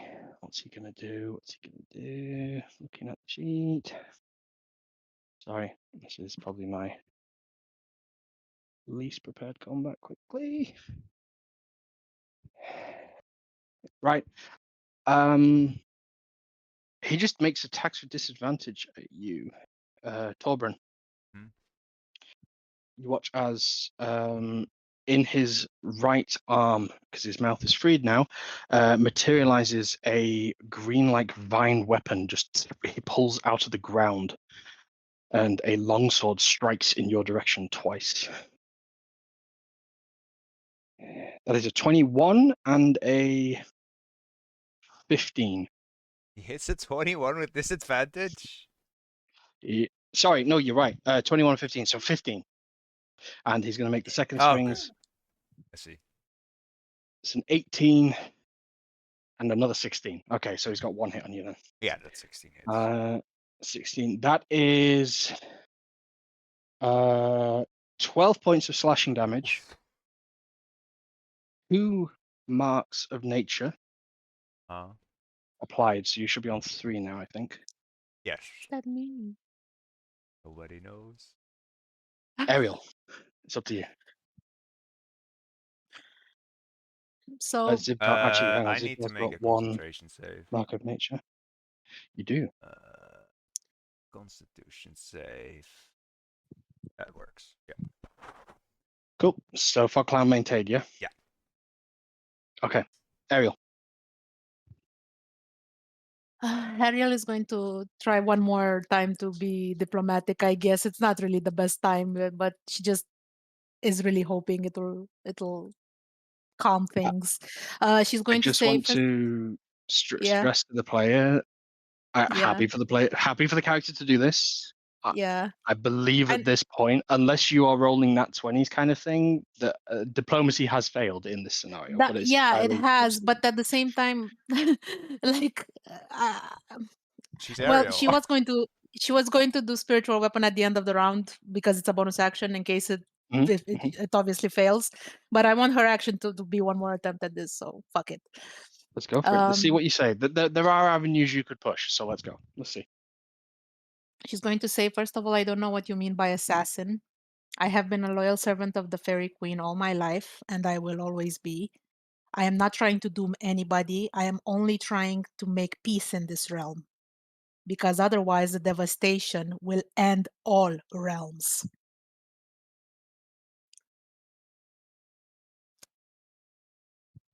You know not what they tell of you. Those with the foresight. You will kill one of the watchers of old and bring ruin upon this land. And then she's gonna cast her spiritual weapon, which looks like this. I put it in art. Except for Ooh, the blade is gonna be a crescent moon. a crescent moon floral wooden handled scythe materializes. And you give it a good old swing. You have advantage. 19. 19 hits. Level 2. 13 force. 13 points of damage. So the room now has 3 floating pickaxes, a floating scythe, 3 tree men, and a king who's being grappled. Yeah, we're fucked. Top of the round. Baldreth, it's over to you, sir. What are you doing? I'm going to walk towards the king and try and do the inflict wounds. Okay.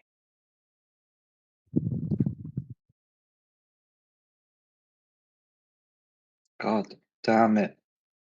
You have advantage. 10 and a 10. No. Yep. Unfortunately. Even with the bonus, you don't beat the AC, sadly. Okay, Go ahead and make spiritual your weapons. Go. spiritual weapons. One on Go. each treant, I'm guessing. Yeah. 22 hits, 13 misses, 18 hits.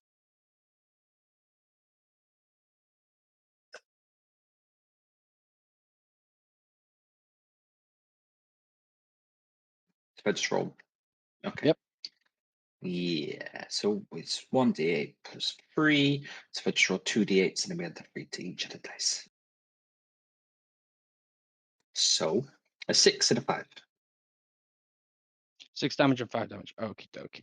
Great. That'll be to treant 1 and the 6 is to treant 1 and 5 is to treant 3. No problem. The treants, one reaches out and grabs hold of your spectral scythe. Its hand passes through it. And in doing so, it in turn turns to face you, Voldreth. And its arm extends in your direction in a grappling vine as it was previously to Zibda. I need you to make a strength or dexterity saving throw. You can actually choose.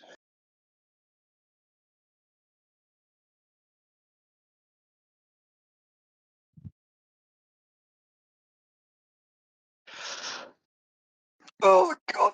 Oh, Okay. The vines grab and latch around your waist and hold you in place. You are restrained and grappled. Your movement is 0, and you have disadvantage on all attacks that are made in melee. So your spiritual weapons won't be impacted by this.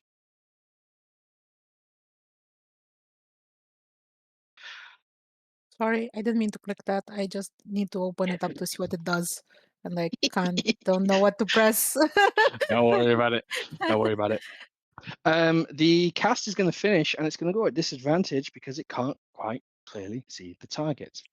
The floor beneath all of you goes from this wonderful, elegant, regal red carpet, and it turns to a grey mush, as if you were stood on liquid sand. I need all of you to make dexterity saving throws as he casts Earthquake. Oh my god. Oh my god.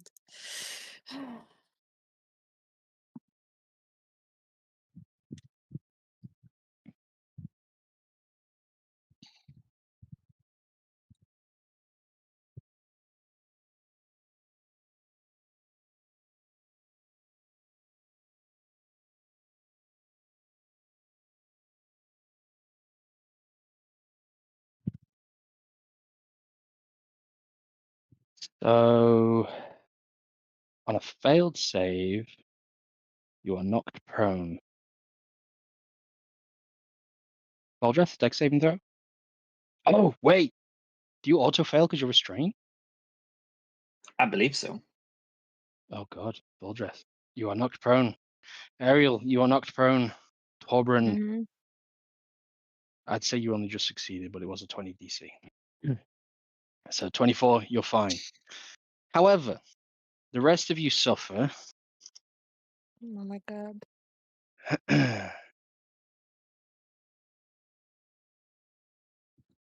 That's a very low roll. 26 points of bludgeoning damage. Very low roll. We're almost bloodied. Mm-hmm. Oh, I need to make one for Zivda. Zivda, Yeah. you take half damage on a success, by the way. So that's 18 13. points. 13. 26, You said yes, 13. You're 26. right. I'm glad I can. I'm glad you're here. You know.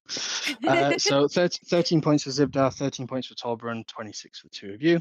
Don't forget we had the temporary from the breakfast. Yeah, I already burned through that. No idea what you're on about. Don't know what breakfast you're talking about. Breakfast. I haven't slept in 2 days. I haven't eaten anything but bread and water.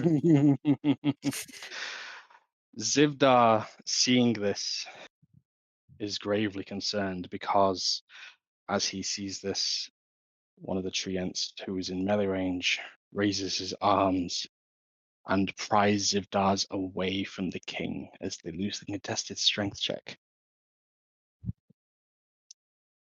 Poor Cloud is That's maintained. its move because he just made it a contested grapple and Zivdar lost on those attacks. However, it's Zivdar's turn. Zivdar looks to both of you. How much, like, how bad do you look? Enough for Zivdar to be concerned, or are we still on the offensive? I'm at 15 HP. I'm in I'm good. rags. So you're looking rough. I'm exhausted. How's I'm in Ariel looking? rags. I think we've got like maybe one more round than us, but if it's not gonna help, I don't know what we can do. It's devastating. Uh, Ah,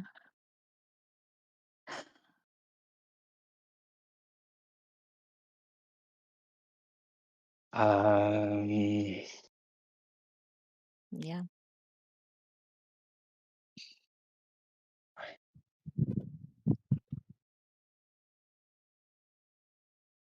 so who of you looks the worst? Probably Torben. Probably. Okay. You watch as he crushes something in one of his palms, and a green mist flies across from him to you. And as he casts heal, you heal for 70 hit points. 7-0. Oh, 70. 7-0. Yeah, you're I'm on too max full. HP. Jesus. Fortunately, that's his turn. Because he had to use his bonus to do that. And he already did this. So that marks his 6th. Okay. Managing so many characters, always fun for the DM. Next up, we have got Torbran. I believe I actually skipped you. Sorry, it's your turn. That's okay. I will just attack the king twice. Go for it. So that is that roll 14. Is he restrained?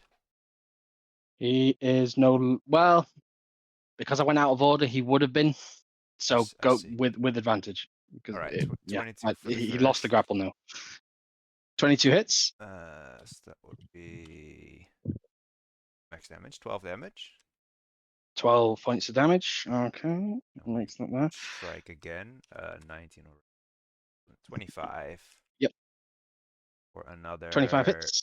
7 damage, and I will add 1d6 from my subclass to that. So Okie dokie. another 4. Another Wow. 4 points. Okay, as Torbran, never having seen him up close and personal, he is going to town on the king at the moment with this blade, carving him up a good and proper, as parts of the regal regalia fall aside, clean and torn asunder, revealing a heavily armored, chainmailed torso. King clearly prepared for something. Not necessarily this evening, but on edge with tensions in the realm. Mm-hmm. Now we move to King's turn, I think. Trying to remember the ordering is fun because I wrote it down but wrong.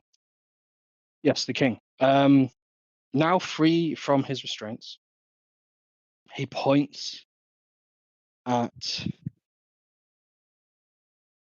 Oh, who's he going to point at? Who looks the most bloodied? At the moment, I guess it's me. Waldred and I are kind of on equal. Okay, I think it makes the most sense because of his It scaredness to you. Yeah, it makes sense for him to attack me. Yep. Okay. He will. You watch as he leans back with one arm, and as roots spurn from the floor and form a long javelin-like spear in his arm as he hurls it to you.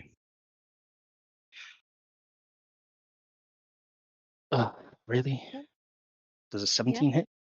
No, I have 18 AC. I thought so. The shield, it impales, penetrating through the shield, but not going through to your armor. Mm-hmm. He looks somewhat surprised as he then just strikes down with a single attack to you, Torbrand. Hmm. There's the natural 20. Wonderful. Okay, so Oh that God. is rolling damage. Ooh, this one's fun. Okay, so first things first. Oh God, really? Not 20. Roll low. 20 points of slashing damage total, and 4 marks of nature. How many marks are you on? An additional 4. An additional 4. I believe I was on 3. I got 1 and then I got 2. So you're on 7. Okay. I believe so. As a bonus Uh, action, Wait. Can I try to use silvery barbs, which I always forget I have? ah, It says you must reroll the d20 and use the lower roll.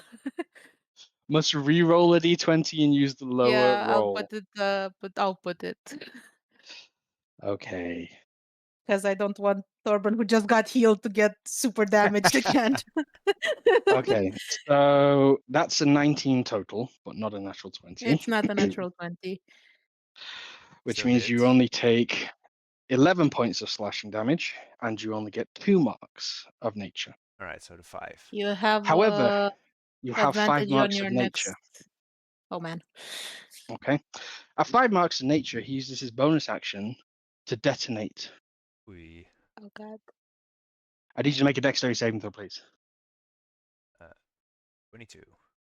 That's You good. succeed, so you take half damage. However, roll me a d10. D10. 7. You are blown 7 feet away from him as you just explode from your chest where these marks have been marking your torso. You take. There's only 5 marks. Ugh, only. Okay. My God. 5, Oh 10, my God. 15, 20, 22 points of damage 22. as the marks detonate. 22. All right. That's the king's turn. I believe, if we've got order correct here, it's Ariel and then it's Voldrich after this. First I'll use my spiritual weapon, Okie dokie. which is the no-brainer. I need a quick toilet break while you do your turns. No problem. Sure. Spiritual weapon. 25. 25 hits. It is another 13, another max damage. 13 points of damage. You watch as he strikes him on the side of the face. He now has like a torn bit of skin, and his nose is profusely bleeding. Yeah. I think Voldred can heal me if something goes wrong, so I'm gonna go over to Voldred and heal him. Okay. So I'll do. No, you heal. No, you heal. No, you You heal. heal. Yeah. You So heal. I'll do a cure wounds. I guess at level more of purity isn't gonna be helpful today, so I'm gonna use it at 4th level. Just a Okie dokie. proper big heal. It's pretty good. 24 heal, Voldred. Fantastic. Good stuff. Anything else? That's bonus action movement. I'm done. Absolutely. Okay. Voldreth, top of the round. What HP are you on? I'm back. Which of you's restrained? Voldreth, you're restrained, aren't you? So you I can't am. move. Yep.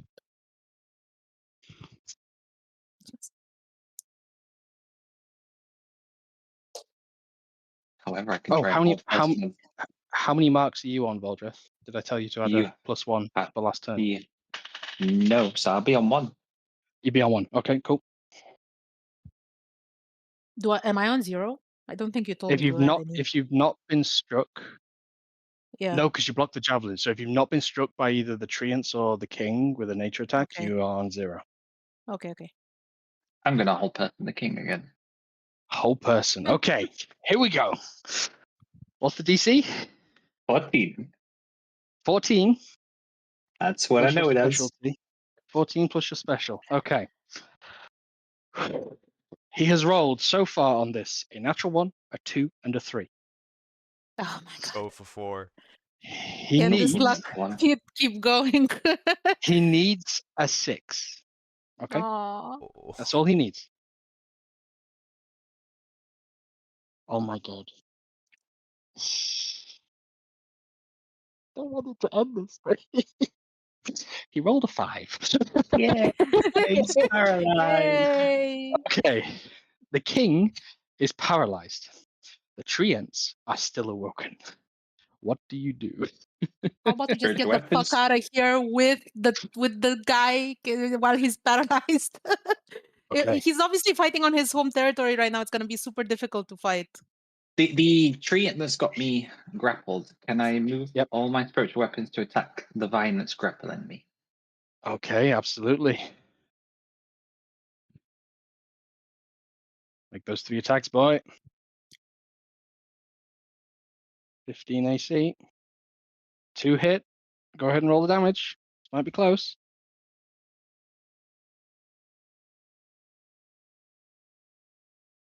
A wonderful. 4. So Yes. it's a 6 and a 4. 6 and a 4. That's exactly what you needed. The treant arm is torn asunder as one blade cuts it in half, freeing you. The second one strikes into its upper torso as the third one takes its legs, as its form shatters into 1,000 branches on the floor. One treant down. Look, that's Macron. We got him. The mic did not catch that, I'm afraid. Oh, let's make a run for it. We got him. All right. It is the treants to act. As you say that. Okay. They're going to use their ability called Commune, and they're going to transfer their life essence, and you watch as the third treant reassembles as the 3 of them are slightly reduced in stature from previously. However, that is their turn. Next is Torbran. They're not go out of order this time.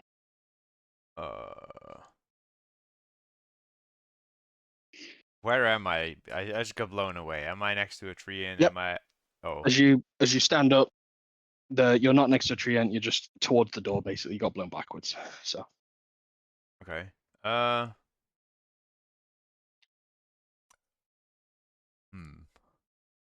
Running back in is probably not a good idea.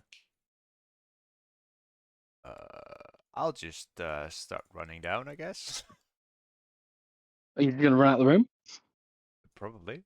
That's the plan, right? Okie dokie. Torben leaves. What? That was the plan. That's what Fulford tell. Yeah, okay. Okie dokie. Goodbye. I mean, if Zivdar grabs the old man, maybe we can Yeah. just flee. But Zivda, seeing what is going on, is going to pick up the old man. I'm not even going to roll the strength because Zivda has 4 fucking arms. okay. And yeah, he can move carrying an object. He has reduced movement by the rules. And he can get to the door from where he is. That is Zivdar's turn. Bonus action. One of his arms runs past you, Seal, because you look injured. He's going to cast Cure Wounds. You heal for 18. Wow. Okay. Thank you.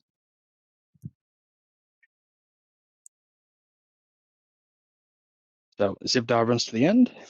I believe that's the king's turn. He's going to save, or attempt to save, I should say. So he needs to roll the 6 to break free from this whole person, yeah? Mm-hmm. Yeah, same Does it have like a once per hour they can attempt, or is it just every round? Old person. It is Each of its turns. Yeah. each of its turns, yeah. At the end of each of its turns. Okay. Yeah, that's why he doesn't get to do anything else. Sigh. I'm sorry. He rolled a 15. No. He rigidly frees himself, but he is still in the arms of Zivbar at the door. But that's his turn. You made him lose a turn, basically. Seal, what do you do? I don't know. I don't know. I guess I'll. Is any of the treants hindering my allies right now? Or No, are they all but they are running alone? towards you. The Okay. 3 of them. I'll make my way. I'll make my way to close to the door as well. I don't have anything that can restrain this guy. I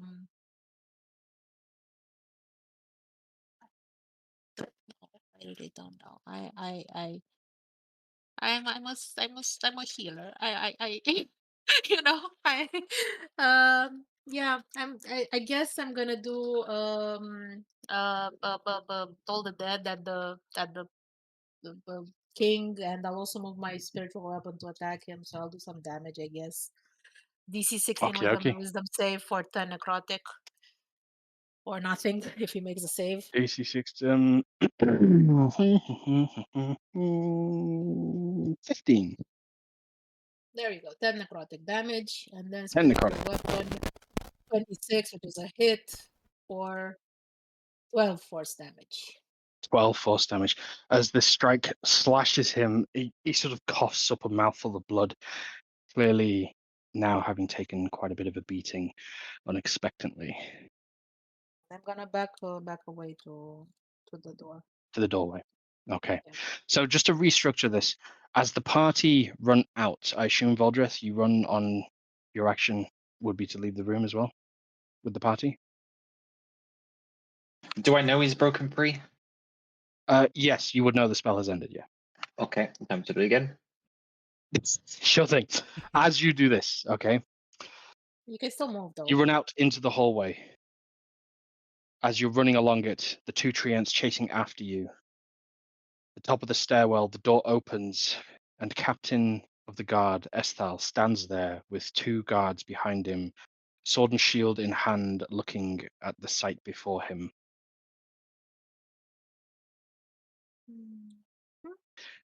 Zivdar stops, looks at both of you, The king shouts profusely in Sylvan, extremities that shall not be uttered here for child-friendly viewers and listeners.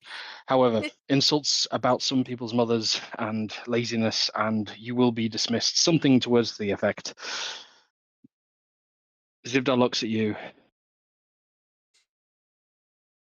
He pulls out a stone from his pocket. And he says in... Would they speak common? I think they speak in common. It'd be the universal language for them. Yeah. Yeah, He says in common, Crescentkin, it is time. And he just shouts to all of you. He says, follow me. He turns to the wall. There's a little bit of a window here. Oh, sorry, no. So he turns to the wall, backtracks a couple of feet to the balcony, runs out onto the balcony. Do you follow him? All of you? We're Yeah, acting sort of out of yeah. combat here. Yeah, Mhm. definitely. Yeah. So you all stand on the balcony, the treants rummaging through, spatially restricted in this environment, the guards chasing behind, and Esthal stands there and says, where are you going to go now? A smile comes across Zivdar's face as you, both dwarves, feel a firm, solid hand grapple the back of you. As each of you have one of Zivdar's arms, two still holding the king. The king is, this is important, the king is going to make a strength saving throw that he's shit at. Nope. Okay. He does not break I was free. ready with my silvery bullet. As we will say, he's attempting to, but every now he has to keep fighting off the constant control. Whole person, as he's just like unable to get out of the circumstance he's in. As the three of you just hear, trust me, as Zivdar pulls the two dwarves as he jumps backwards off the balcony as you are in free fall. Unfortunately, he doesn't have a free arm for you, Ariel. What do you do? I'll jump as well. Fuck it. Okay. It's at this moment, as you're falling, the following occurs. A gargantuan explosion and column of fire 100 feet tall illuminates out the corner of your eye. You watch as on the other side, you can hear screams as even from this height, you can see something like a 20-something foot half-orc is running around, smashing into buildings and tearing things to pieces. And from the sky, a gargantuan rain cloud on the other side begins lightning zapping at various parts of the city. As in freefall, Zivdar holds you and brings all of you together. The king is screaming his lungs out as the light of the moon fades from all of your vision, obscured the sense of warm, fluffy, furry sensation. As Byra, as you were in freefall, not Byra, sorry, It's okay. Ariel, you were in freefall after your three companions. Yeah. But there's this big furry mattress appearing before you. As you fall a total of 120 feet.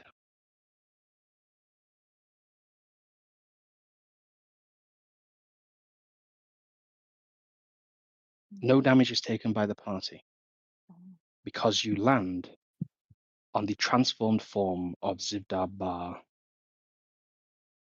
the lunar mammoth. However, he then crumples to his knees and he reverts back to his mortal form as he lies unconscious. Oh shit. And we will What killed end him? and we will end tonight's session there. Okay. Next thing I do next session is heal him. You